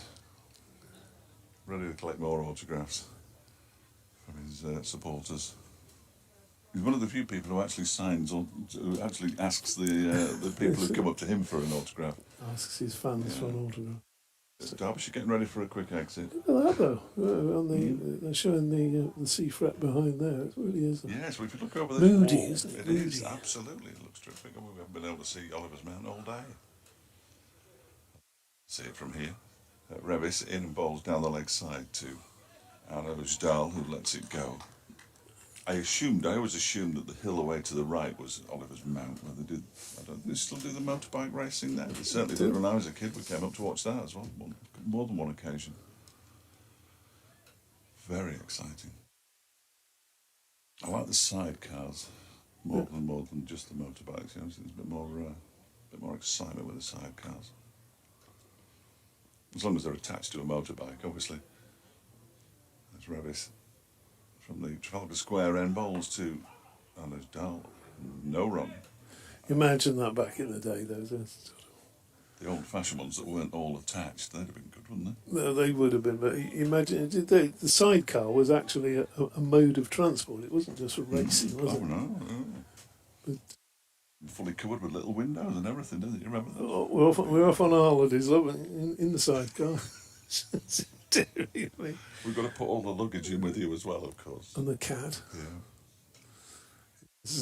Revis bowls, and that's swung away again by Dahl. He's got one. He fancies a second. He's not going to get a second. Throw comes in from deep backward square. No run. Well, I don't know about you, Fletch, but there were not many women I can think of who would look at that. Who would look at that and think, oh, that's a fantastic mode of transport to go on holiday with, darling. Yes. You expect me to get in that? Next ball from Revis is down the leg side. There's a bit of excitement. Was there a touch there or wasn't there? God, of course there wasn't. Nowhere near it. Yes, it's in a sidecar. Can't imagine she would have been there. She's shaking her head as well. I went on the back of a bike once that somebody else was driving, Yeah. and first we were going from Liverpool to Warrington. He lived in Warrington, and when we got to Warrington, one of his mates pulled up alongside him with some traffic lights in a car. Bang with the throttle, and I nearly came off the back. What sort of age were you then? 20. Well, there we go. Connors has hit that one straight up in the air. He's going to be caught by Ben Cliff, and he is caught by Ben Cliff down at long leg. And Derbyshire are 1 wicket away from defeat. Yorkshire 1 wicket away from victory. A fairly comfortable catch in the end, wasn't it, for young Cliff? Yeah. It wasn't, and it wasn't. It was almost like he's misjudged it a little bit because he's taken it well in front of him and sort of about knee height. There, he should be taking that for his chest look. And in the end, well, yes, fair play. It was always going to be caught by Cliff. He'd probably liked it a little bit closer to the chest, but he wasn't taking it fingers up as they do in Australia. Last man, oh, your man. It's Big George, and I think somebody's going to miss the denouement here. He's misjudged it quite alarmingly. I wouldn't have left with 2 wickets left, I've got to say. Has he done his 2 at 2:30 yet? No, it's 1:15. Well, so he probably wouldn't have done. No. But this is the sort of Here he sort comes. of end. There Oh, he he comes. is. Looking very casual about everything as well, as though everything is totally under control. He'll just slot in alongside. He's got that look on his face as if he's looked up to Newmont. He knows what it He means. knows why he's back. Do you want to be on for the end? Or are you going to leave me on place? He should be on for the end. Go on, give it your. Do you want to give him mine or yours? I'm not bothered either way. Well, up to you. I think you two should be on at the end, really, shouldn't you? You're the main men. I'm just the The hideout. the starter. Yeah. Thank you. The half-time entertainment. We got there in the end. Are you on now? Off you go. George Scrimshaw. Matthew Revis down the incline to Scrimshaw, who plays that one solidly into the leg side to complete that over at 293 for 9. Very substantial victory here. Yorkshire, Derbyshire, 277 runs behind them at the moment. Scored more than they got in the first innings. A couple of alarming collapses, one in each of the 2 innings, means that Derbyshire will remain winless in the county championship with 3 games to go. It's a bit disappointing, I think it's fair to say. But from their perspective, certainly. Here's Don Best bowling to Anuj Dal. Peace Park end, it's turned into the leg side. Pea Soup Park, and it should be known as. Did you notice why that? Oh, sorry, go on. Best to Dal. Dances down, gone, that's it! Johnny Tattersall whips off the bails, a ball that Anuj Dal missed, and Don Best completes the job much earlier than we had at one stage anticipated, because at just after 2:15 on day 4, Derbyshire are all out for 293. Dal stumped Tattersall, bowled Bess for 38. George Scrimshaw has run out of partners at the non-striking end, not out on naught from 1 delivery, and Yorkshire have their 2nd win of the county championship season, and it is a double over Derbyshire. They have won it by 277 runs. I believe so. I'm glad you said it out loud before I had to. I hate that moment. Yeah, so do I. But it is 277 runs, I'm fairly sure. the scoreboard operators helpfully have turned everything off immediately. They do it straight away every time. It's remarkable. Anyway, the scorers have gone, right, well, we're off then. George Scrimshaw faced the one delivery.